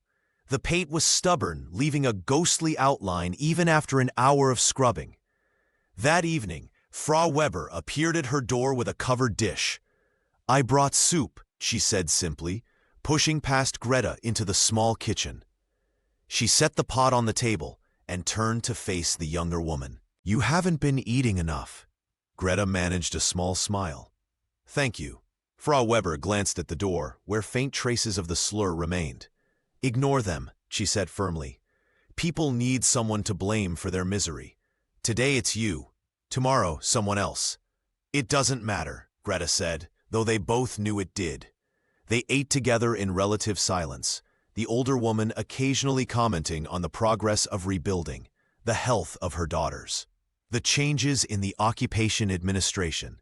Neither mentioned the absent soldiers or the word on the door. As Frau Weber prepared to leave, she pressed Greta's hand. "Be strong," she said. "This will pass." Alone again, Greta climbed to her attic room. She knelt beside her bed and reached beneath the mattress, pulling out David's dog tag. She held the metal disc tightly, running her thumb over the stamped letters of his name, Green David J. In the flickering candlelight, she whispered a prayer, not to any specific god, but to whatever force might bridge the distance between them, might carry her thoughts to him across the miles. She thought of his last words to her: "Be safe, be happy, if you can." She wondered if he was safe, if he had found any measure of happiness in his new posting. She wondered if he still thought of her, if he had tried to write, if his letters had been intercepted or returned. The quiet grief of separation was a physical ache in her chest, different from the terror of bombing raids or the gnawing pain of hunger, but no less real. It was the pain of possibility interrupted, of connection severed, of questions that might never find answers. Outside her window, a nightingale sang in the ruins, a sweet, piercing melody that seemed to give voice to her unspoken longing. Greta listened until the song faded, then tucked the dog tag back into its hiding place, a talisman against forgetting, against the isolation that pressed in around her. In the weeks that followed, Greta continued to check for mail, though with diminishing hope. The townspeople's whispers grew, spreading from woman to woman, house to house. The baker refused to serve her one morning, claiming to have run out of bread despite the loaves visible on shelves behind him. Only Frau Weber remained steadfast, slipping extra rations to Greta when possible, whispering encouragement. "They'll forget, in time." But Greta knew they wouldn't forget. Not in a town this size, not with the evidence of occupation all around them. The Americans rotated out in groups, new soldiers arriving to replace them. All white now, they walked the streets with the casual authority of victors, neither as harsh as Henderson, nor as kind as the Buffalo soldiers who had first arrived. Greta passed them daily, these new occupiers. None met her gaze directly. To them, she was just another German civilian, neither threat nor person of interest. They didn't know her name, didn't know her story, didn't know about the dog tag hidden in her mattress, or the memories she carried like precious stones in her pocket. One evening in early summer, as Greta prepared for bed, a sharp pain doubled her over. She sat heavily on the edge of her mattress, breathing through the cramp. When it passed, she realized something that should have been obvious weeks ago. Her monthly cycle, always regular despite wartime deprivations, had not come. She counted backwards, remembering the nights in the shed, the last evening with David. The calendar confirmed what her body already knew. A child was coming. Their child, conceived in those final hours together. Greta pressed her hand to her still flat stomach, emotions washing over her in waves. Fear, wonder, grief, joy. In a world determined to keep them apart, life had found a way to connect them. Impossible, she whispered to the empty room. Yet even as she said it, she knew with bone-deep certainty that it was true. In the darkest days after David left, she had longed for some part of him to remain with her. Now that wish had been granted in the most literal way. The practical consequences unfolded in her mind like a map of difficult terrain. An unmarried woman with a child was challenge enough in conservative Waldheim. An unmarried woman with a mixed-race child in defeated Germany, the obstacles seemed insurmountable. Yet beneath the fear, a fierce determination took root. This child, David's child, would be loved, protected, raised with pride rather than shame. Greta would make sure of it, whatever the cost. That night, she slept with one hand resting on her stomach, the other clutching David's dog tag. Outside, summer stars wheeled above the broken town, indifferent to human boundaries and prejudices, witnessing the quiet miracle taking place below. Summer faded into autumn, and Greta's condition became impossible to hide. Her nurse's apron no longer disguised the gentle swell of her belly. The hospital director, a stern woman who had survived the war through rigid adherence to rules, called Greta into her office one October morning. "Nurse Hoffman," she said without preamble, "your services will no longer be required." Greta stood very still, her hands clasped before her. "May I ask why?" The director's lips thinned. "Don't insult us both with pretense. Your condition is inappropriate for someone working with patients. It sets a poor moral example." "I am still capable of performing my duties," Greta said quietly. "That is not the point." The director shuffled papers on her desk, avoiding Greta's eyes. "The hospital is rebuilding its reputation. We cannot afford complications." Greta understood the unspoken message. It wasn't just her pregnancy, but the obvious nature of it. The father's identity written in the timing, in the whispers that had followed her for months. She was not merely an unwed mother. She was a symbol of something the town wished to forget. "I see," she said, removing her apron with as much dignity as she could muster. "Thank you for the opportunity to serve." Outside, wind whipped dead leaves along the street as Greta walked home. The loss of her position meant more than missing wages. It meant one less connection to the community, one more door closed against her. At the market the next day, Greta stood in line for bread with ration coupons clutched in her hand. When her turn came, the baker looked past her to the next customer. "Excuse me," Greta said. "I was next." "We don't serve your kind," he replied coldly. "My kind?" Greta repeated, one hand instinctively moving to her stomach. "I am German, like you." "Not like me," he said. Several customers nodded in agreement, their faces set with the righteous certainty of those enforcing social boundaries. Greta stood her ground. "I have valid ration coupons. You cannot refuse to serve me." "Watch me," the baker said, turning away. Humiliated but unwilling to show it, Greta walked away with her head high. Around the corner, out of sight from the market, she leaned against a wall, fighting tears of anger and frustration. Greta. Frau Weber appeared beside her, market basket on her arm. What happened? The baker won't serve me, Greta said, hating the tremor in her voice. Frau Weber's face hardened. Wait here. 10 minutes later, she returned with a loaf of bread wrapped in cloth. Here, she said, pressing it into Greta's hands. It's not much, but it will help. You shouldn't, Greta protested. They'll turn against you too. Let them try, Frau Weber said with quiet ferocity. I've survived worse than small-minded gossips. She squeezed Greta's arm. Come to my house tonight. Bring whatever you need mended. We'll sit together. That evening, in Frau Weber's warm kitchen, Greta felt a moment's respite from her growing isolation. Sophie helped her mend a dress to accommodate her changing body, while Liesel, the younger daughter, asked innocent questions about the baby. Will it look like you? Liesel wondered. Or like its father? Liesel, Frau Weber warned, don't pry. It's all right, Greta said. I don't know, Liesel. Perhaps a bit of both. Was its father an American? Liesel persisted, eyes wide with curiosity rather than judgment. Greta nodded slowly. Yes, a good man, kind and brave. Where is he now? Far away, Greta said, focusing on her stitches. He had to leave. Because of the baby? No, Greta said firmly. He doesn't know about the baby. He left because he was ordered to go. Soldiers must follow orders. That night, walking home under a sky heavy with autumn stars, Greta felt the baby move for the first time, a flutter like butterfly wings inside her. She paused, hand on her belly, overwhelmed by the reality of the life growing there.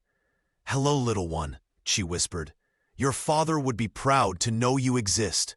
The following weeks brought increasing difficulties. Shopkeepers who had once greeted her now turned away. Former friends crossed the street to avoid speaking to her. The word Rassenverräterin appeared again on her door, this time accompanied by cruder insults. Each morning, Greta washed away the hateful words. Each day, she held her head high as she walked through town. Each night, she spoke softly to her unborn child about its father, his gentle eyes, his quiet strength, the dreams he had shared in whispered conversations. He wanted to build bridges, she told her rounded belly one evening, not just with steel and concrete, but between people. He believed in a better world, one where love matters more than borders or skin color. Winter arrived with bitter cold and scarce fuel. Greta huddled in her small home, using what little firewood she could gather to keep one room warm. Her pregnancy advanced, the child growing strong despite the hardships. Frau Weber visited when she could, bringing soup and encouragement, while Sophie sometimes slipped Greta extra bread from her job at the bakery. One night in December, a knock came at Greta's door. She opened it cautiously to find an American soldier, young, red-haired, clearly uncomfortable. Miss Hoffman? He asked, consulting a clipboard. I have a package for you.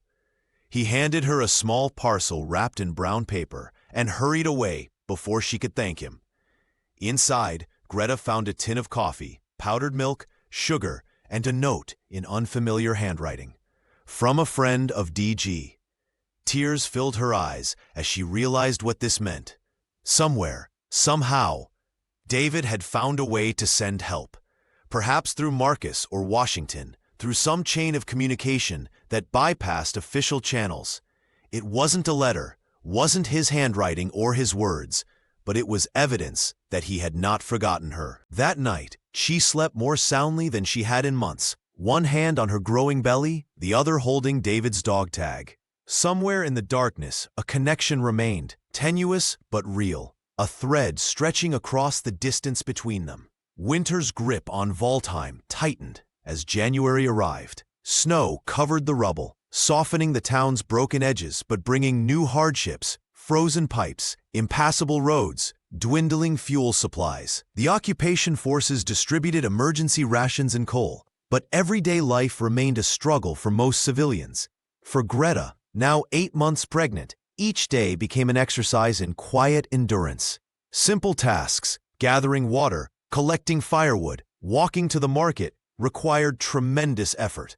Her body felt heavy, her back ached constantly, and the baby kicked with increasing strength, as if impatient to meet the world. One bitterly cold morning, as Greta attempted to clear snow from her doorway, she felt a sharp, twisting pain that made her gasp. She leaned against the doorframe, breathing deeply until it passed. When a second pain followed minutes later, she knew her time had come, weeks early, in the depths of winter. She made her way to Frau Weber's house, moving slowly through snow-covered streets. The older woman took one look at Greta's face and ushered her inside, sending Sophie to fetch the midwife while Liesel prepared hot water and clean linens. The midwife, Frau Becker, an elderly woman who had delivered most of Waldheim's children over the past 30 years, arrived bundled against the cold. Her expression tightened when she saw Greta, but professional duty overcame personal judgment. "How far apart are the pains?" she asked, removing her coat. "About 10 minutes, Greta replied, gripping the edge of the table as another contraction began. Frau Becker nodded briskly. "Let's get you comfortable. This may take some time." The labor lasted through the day and into the night. Long, grueling hours of pain, punctuated by brief moments of respite. Frau Weber stayed by Greta's side, wiping her brow with cool cloths, murmuring encouragement, holding her hand through the worst contractions. As midnight approached, the pains intensified. "Push now," Frau Becker instructed. "The child is coming." Greta gathered her remaining strength, bearing down with each contraction. The room blurred around her as pain consumed her world. She heard herself cry out, felt Frau Weber's steady hand on her shoulder, sensed the midwife's experienced movements between her legs. "Once more," Frau Becker commanded. A strong push. With a final tremendous effort, Greta felt the baby slide from her body. A moment of silence, then a high, indignant wail filled the room, the sound of new life asserting itself in the cold winter night. "A boy," Frau Becker announced, her professional tone masking any personal reaction. "Healthy lungs, good size despite being early." She wrapped the infant in clean linen and handed him to Greta. As the midwife's expression shifted from neutral to guarded, Greta understood why.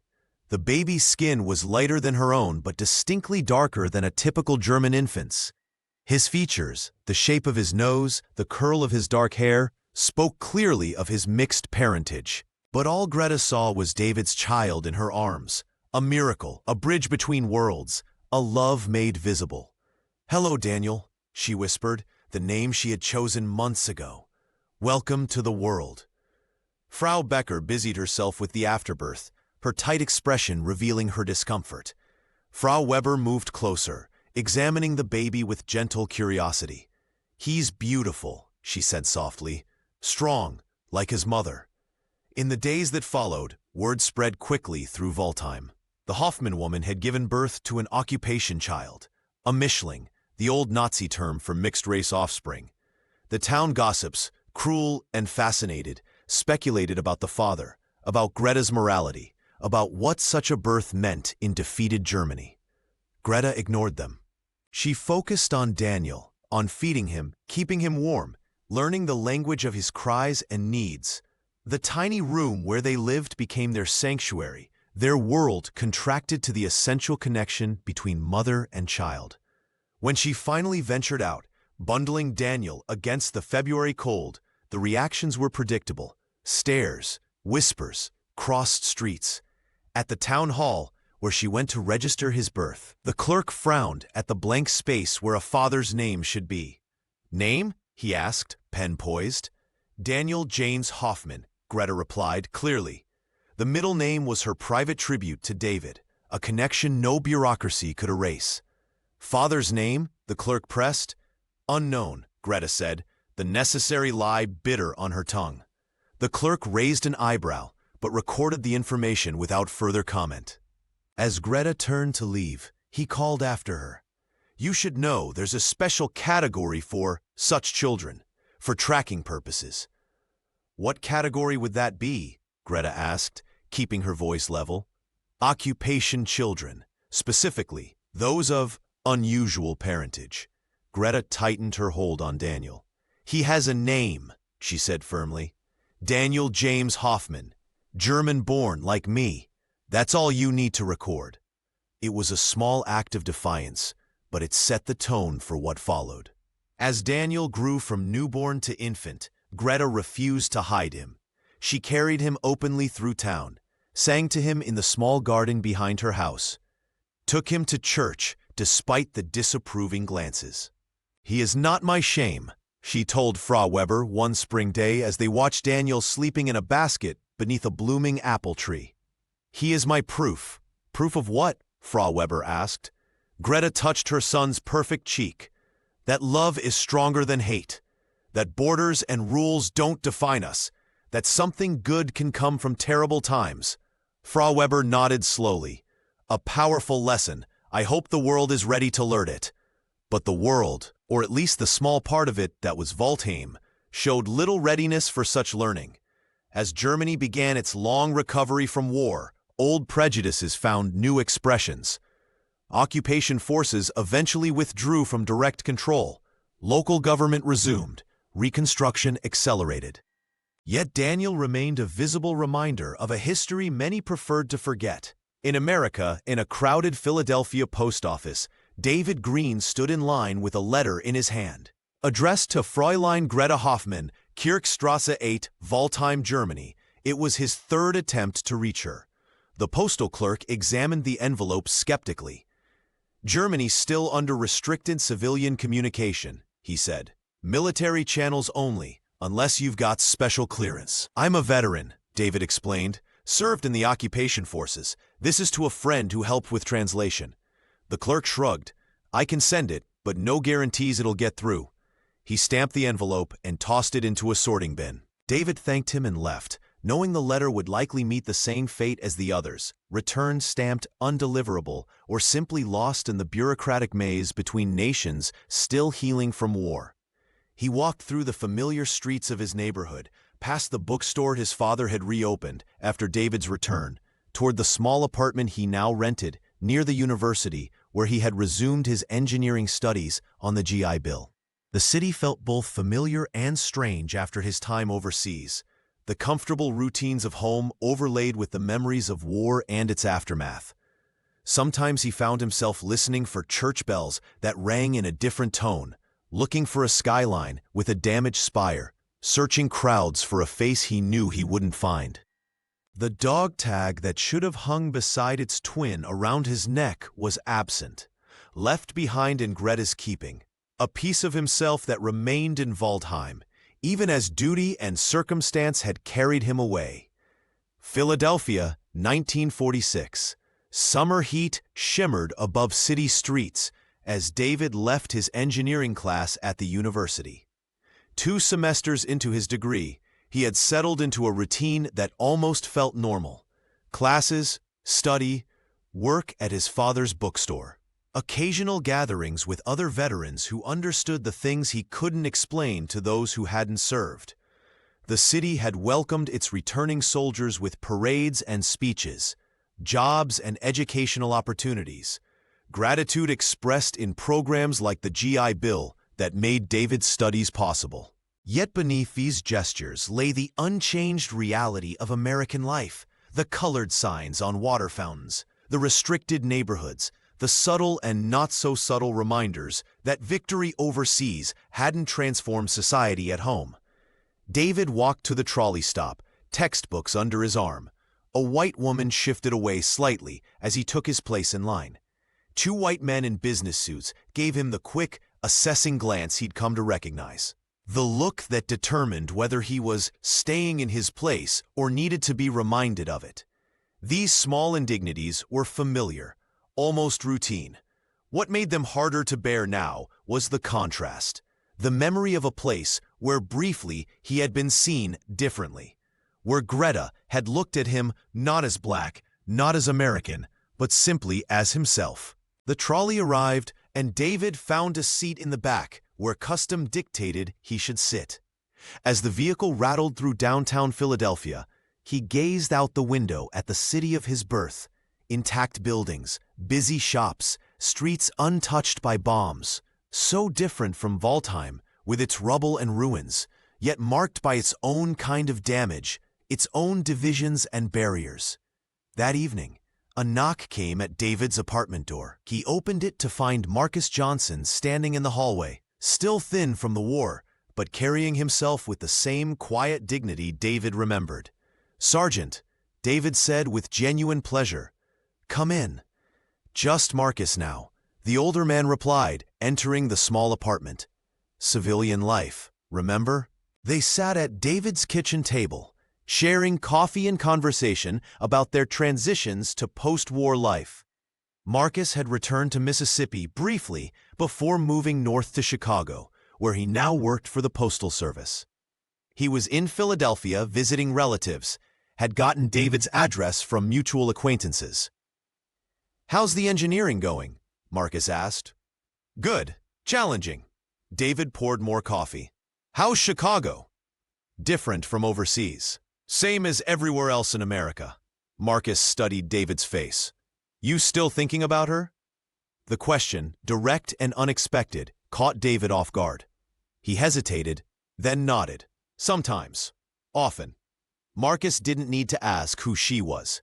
The months in Waldheim had created a shorthand between them, an understanding that transcended words. "I tried writing," David admitted. "No response. Probably never made it through." "Probably not," Marcus agreed. "Military still controls most German mail. Censors working overtime." They sat in silence for a moment, the sounds of the city drifting through the open window. Car horns, distant music, voices calling to each other in the summer evening. "We showed them what men like us are made of," Marcus said finally, gesturing vaguely toward the east, toward Europe and the war behind them.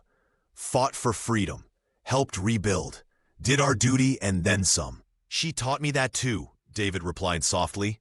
"What we're made of, what's possible." Marcus nodded, understanding the deeper meaning. "Hold on to that. World's changing, just slower than we'd like." After Marcus left, David sat at his small desk by the window. He took out a sheet of paper and began another letter to Greta, words that might never reach her but needed to be written nonetheless. He described his studies, his family, the city in summer. He asked about Waldheim, about Reconstruction, about her hopes for teaching again. He didn't write about the segregated university where he studied, the restaurants that wouldn't serve him, the landlords who refused to rent to colored, regardless of veteran status.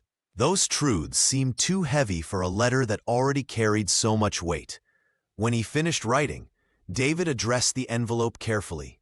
Tomorrow he would mail it, adding it to the silent messages sent into the void between them. He didn't expect a response anymore, but the act of writing maintained the connection, kept a door open that circumstance had closed. Before sleeping, he touched the remaining dog tag around his neck, thinking of its twin in Greta's possession. Somewhere across the ocean, in a town slowly rebuilding from rubble, she might be touching it too, a shared moment across impossible distance. Late 1940s, Waldheim. The town had changed significantly since the first American trucks rolled into the square. Bombed buildings had been rebuilt or cleared away. New houses stood on old foundations. The church spire, finally repaired, once again dominated the skyline. Germany itself was changing, divided between East and West, caught in the emerging tensions of what people were beginning to call the Cold War. The occupation forces had withdrawn from direct control in Waldheim, though American bases remained in larger nearby cities. For most townspeople, life had achieved a new normal, difficult but improving, shaped by recovery and reconciliation with the past. For Greta and Daniel, normality remained elusive, their place in the community still defined by choices made years earlier. Daniel, now 4 years old, played in the small garden behind their house, his dark curls catching sunlight as he arranged pebbles in careful rows. Greta watched from the kitchen window, noting how his features had matured. The shape of his eyes, so like David's, the determined set of his small jaw, the gentle hands that reminded her of another pair of hands, last touched in the pre-dawn darkness of a shed by the river. "Mama," Daniel called, holding up a particularly interesting stone. "Look what I found." "Beautiful," Greta replied, smiling at his excitement. "Add it to your collection." Daniel returned to his play, talking softly to himself in a mixture of German and the English words Greta had taught him. She made sure he knew both languages, telling him his father had spoken English, one of the few pieces of information about David she felt safe sharing at his young age. The sound of footsteps in the alley beside the house made Greta tense. She moved to the garden door, ready to call Daniel inside if necessary. A group of older boys appeared at the gate, perhaps 10 or 11 years old, staring at Daniel with unconcealed curiosity and hostility.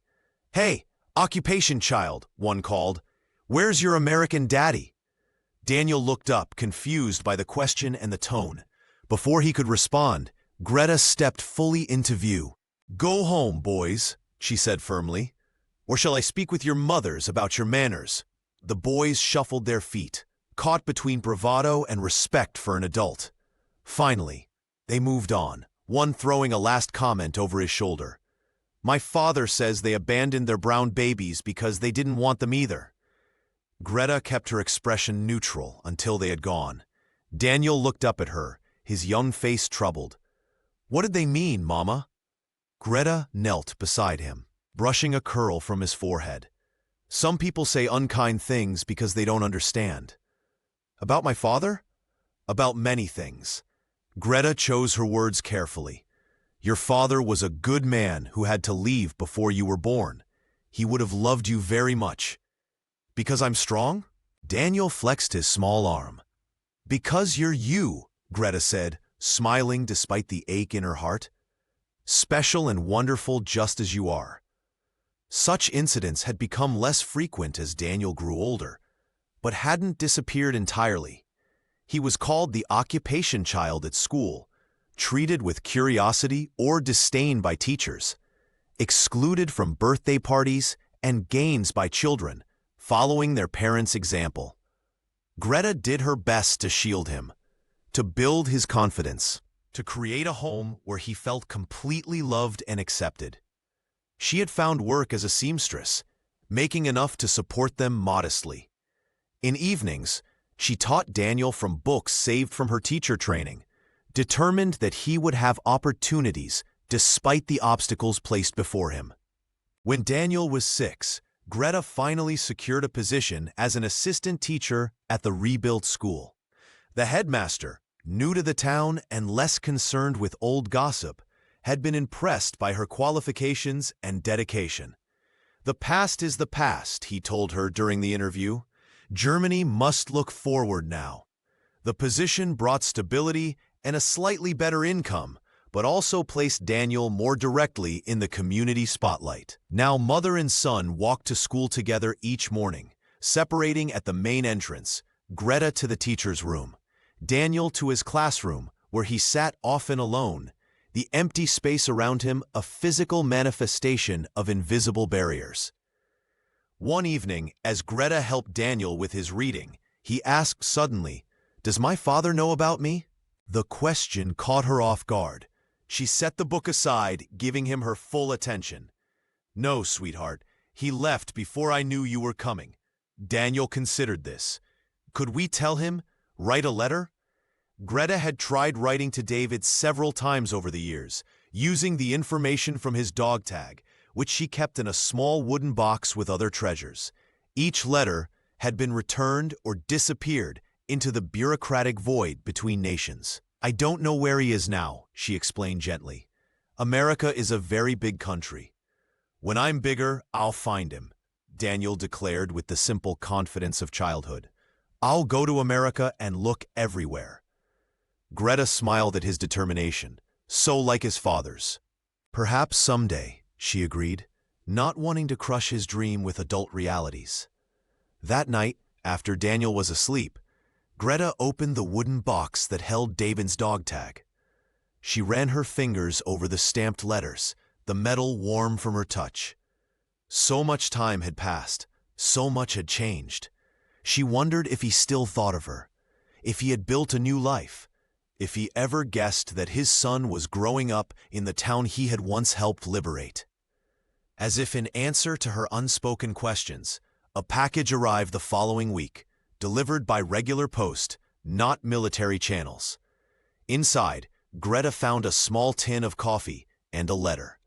Her hands trembled as she recognized David's handwriting on the envelope. She opened it carefully, reading slowly to savor each word. "Dear Greta, if this reaches you, it will be something of a miracle. I've written many times over the years without response. Now that civilian mail to Germany has resumed normally, I'm trying once more in hopes that you are still in Waldheim, still well. Life here has settled into patterns, some good, some challenging. I completed my engineering degree and now work for a construction firm. We're building bridges, just as I hoped to do. My parents are well. The bookstore thrives in its quiet way. I think of you often, of your courage, your kindness, your strength, of the town where, for a brief time, I was seen as simply a man rather than a color. Those memories have sustained me through difficult times here. I don't know if you can or will respond to this letter. I don't know what your life has become in the years since we parted. But I wanted you to know that you are remembered, that the connection we found continues to shape who I am and how I see the world. With hope, David." Tears blurred Greta's vision as she finished reading. So simple, so honest, a bridge across years of silence. He remembered. He still thought of her. And he had no idea about Daniel, the living embodiment of their connection. She sat at the kitchen table, the letter before her, wrestling with what to write in response. To tell him about Daniel would change everything, would burden him with knowledge he couldn't act upon, with responsibility across an ocean and cultural divides that remained as formidable as ever. To not tell him felt like continuing a lie of omission that had already stretched too long. Finally, she took out paper and pen and began to write. "Dear David, your letter reached me today, the miracle you hoped for. Waldheim has changed much since you left.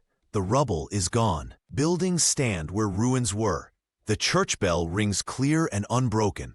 I teach now at the school, working with young children. The path hasn't been easy, but each day brings its own small victories. There is something you should know, something I've tried to tell you many times in letters that never reached you. You have a son. His name is Daniel James Hoffman. He was born in the winter after you left, and he is now 7 years old. He has your eyes, your gentle hands, and your determination. I understand this news comes without warning, across years and distance. I make no claims or demands. Daniel knows his father was an American soldier who left before his birth. He knows you would have loved him had you known of his existence. If you wish to write to him, to know him through letters, he would welcome it. If this knowledge is too difficult to bear, I will understand your silence. With truth and hope, Greta." She sealed the letter before she could reconsider, addressed it carefully, and added proper postage. Tomorrow she would mail it, sending it across the ocean with no certainty of response, but with the relief of truth finally spoken. That night, she whispered to the sleeping Daniel, "I've written to your father, little one. Now we wait to see if words can bridge the years between us." Outside, stars wheeled above Waldheim, the same stars that shone over Philadelphia, connecting two people who had found and lost each other in the chaos of history, and the child who embodied both their pasts and a possible future. Frankfurt Airport, 1970.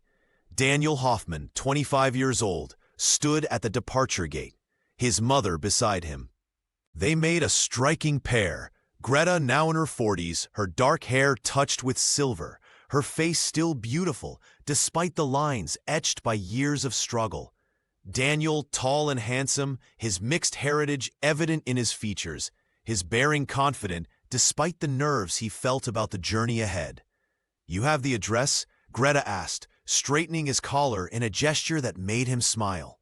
"Yes, Mama, and the phone number and the name of the hotel, and enough dollars to survive if everything goes wrong." His tone was gently teasing, hiding the emotion of their imminent separation. This trip had been decades in the making, planned for years, saved for meticulously, postponed several times due to work commitments and Greta's health concerns. Now, finally, Daniel was flying to America to meet his father. The correspondence between them had begun when Daniel was 7, after David received Greta's letter revealing his existence. The initial exchanges had been cautious, awkward, a father and son separated by ocean and circumstance, trying to forge a connection through words alone. Over time, the letters had grown more natural, more frequent. David sent photographs, books, small gifts that gave Daniel glimpses of American life. Daniel replied with school reports, drawings, later with earnest teenage philosophizing about life in post-war Germany. Greta facilitated these exchanges while carefully maintaining her own, more limited correspondence with David, friendly but reserved, focused primarily on their son. Now, as a young professional architect with vacation time and savings, Daniel was finally making the journey he had promised himself as a child, to meet his father face to face. "Final boarding call for Pan American Flight 107 to New York," announced a voice over the loudspeaker. Daniel embraced his mother tightly. "I'll call as soon as I arrive in Philadelphia." Greta nodded, blinking back tears. "Give him my regards," she said simply. Daniel understood all that remained unspoken in that request.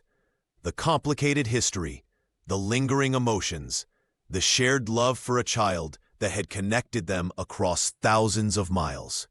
Hours later, after changing planes in New York, Daniel found himself in Philadelphia. The city overwhelmed his senses, larger, louder, more colorful than he had imagined from his father's descriptions.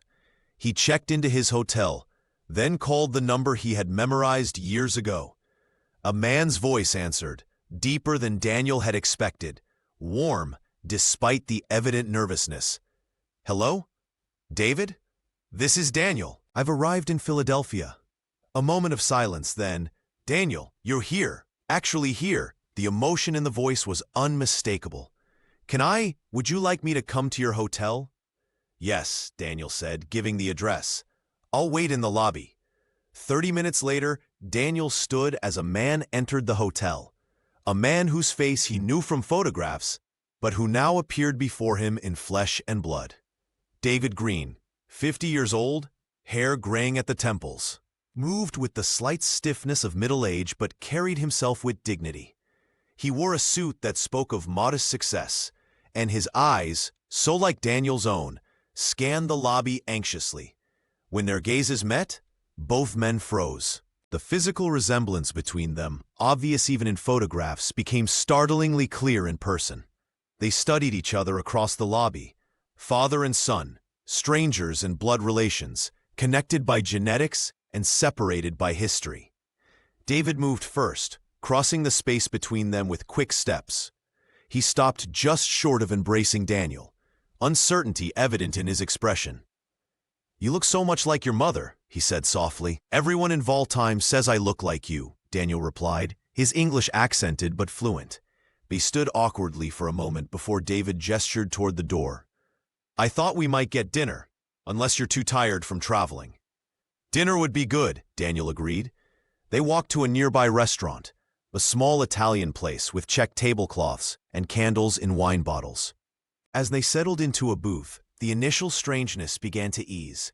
Conversation flowed more naturally over food and wine, beginning with travel details and gradually deepening to more personal matters.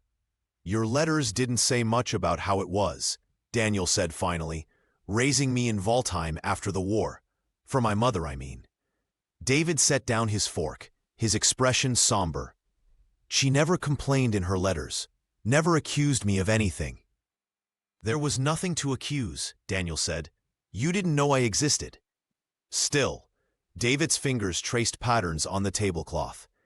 It must have been incredibly difficult. A single mother, a mixed-race child in post-war Germany.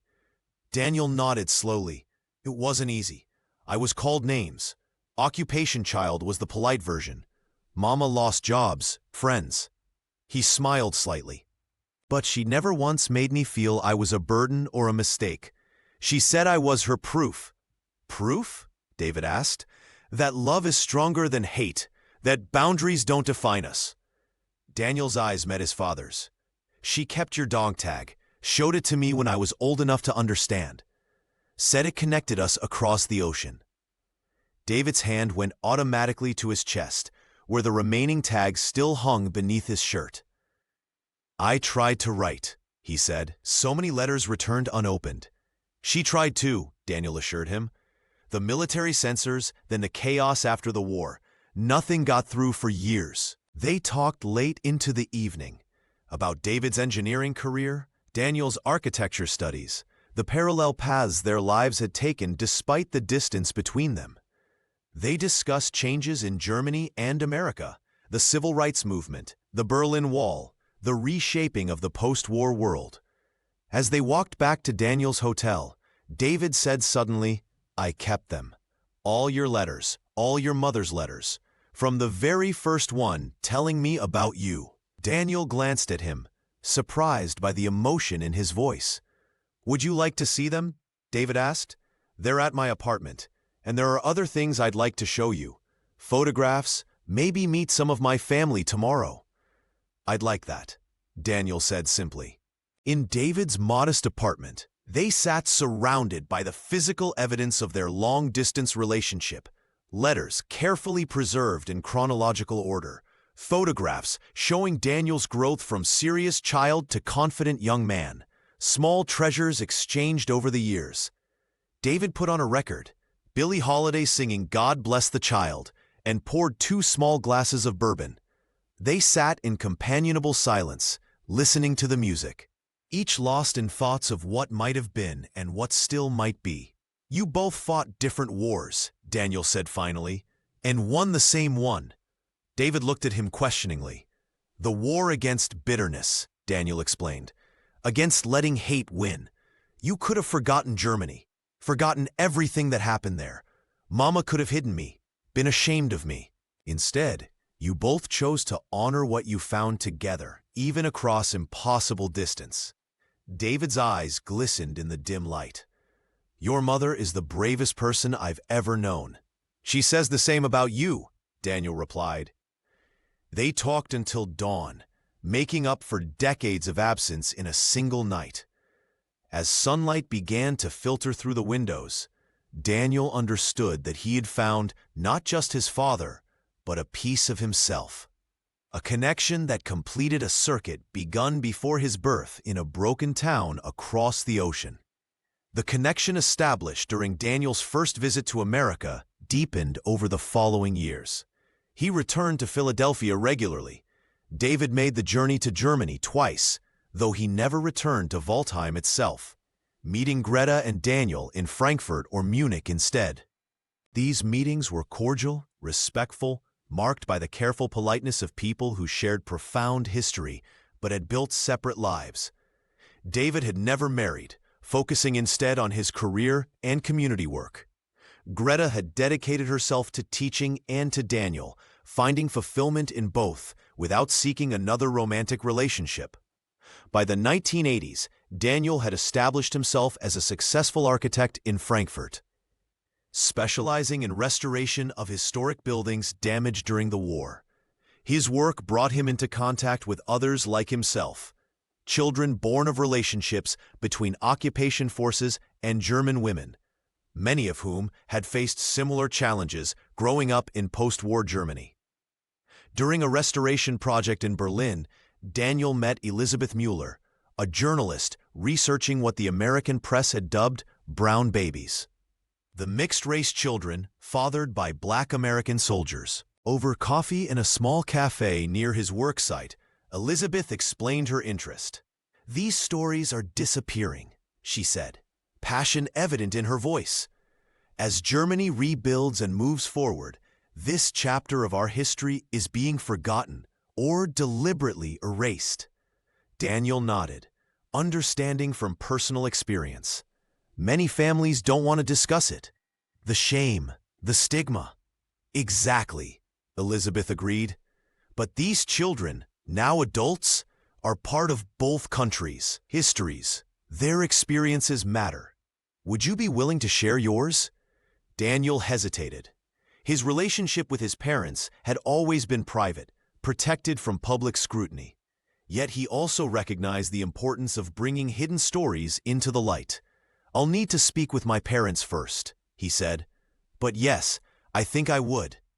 In the months that followed, Daniel recorded his story for Elizabeth's project, his childhood in Waldheim, the challenges he faced, his eventual reunion with his father. With his encouragement, David also agreed to be interviewed, providing the American soldiers' perspective on occupation relationships and the children they sometimes produced. Greta, more reluctant, finally consented to a single, carefully controlled interview. She spoke with dignity about her choices, refusing to frame her experience as either tragedy or romance. "It was a time of boundaries breaking down," she told Elizabeth. "Some new, some very old.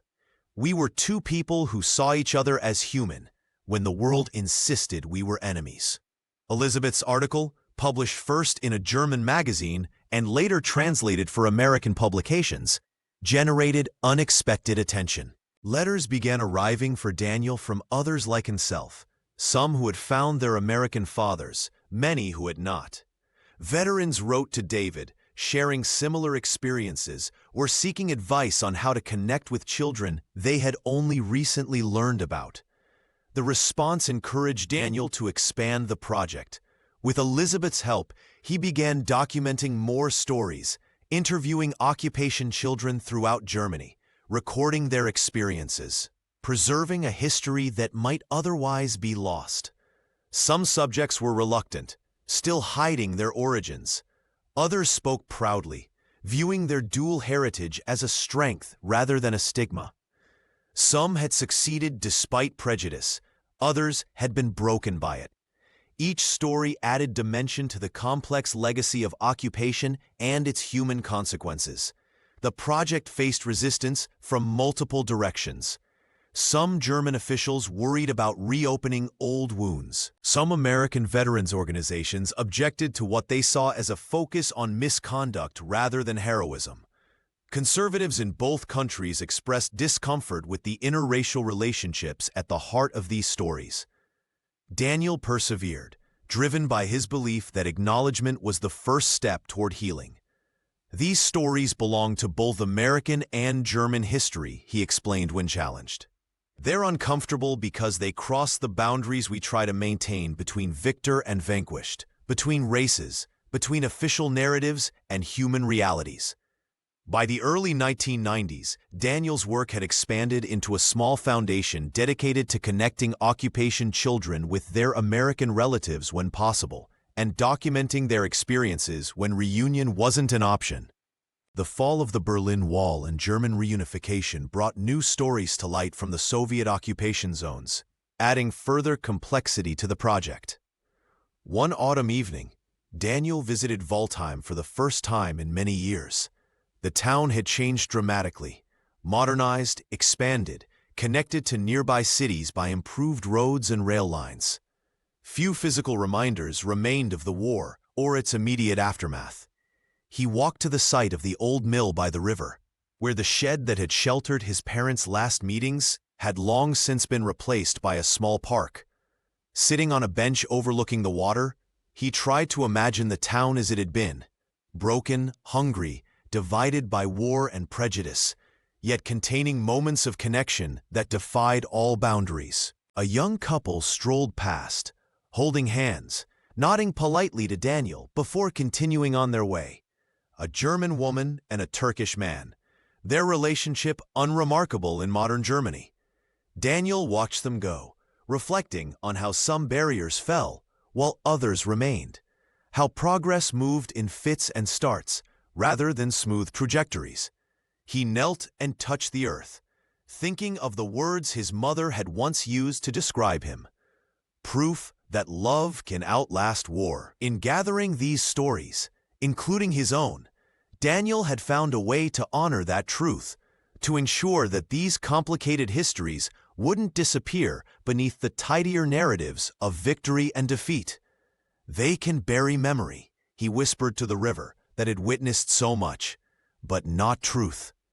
Waldheim Cemetery, 2008. A late autumn sun cast long shadows across the neatly tended graves. Daniel Hoffman, now in his 60s, stood beside his mother's final resting place, a simple headstone bearing her name, dates, and the words, teacher, mother, friend. Greta had lived a long, full life, continuing to teach until retirement, witnessing the birth of grandchildren, seeing Germany transformed from a defeated nation to a unified, prosperous country. She had died peacefully in her sleep 3 days earlier, leaving behind not only family, but generations of students who remembered her with respect and affection.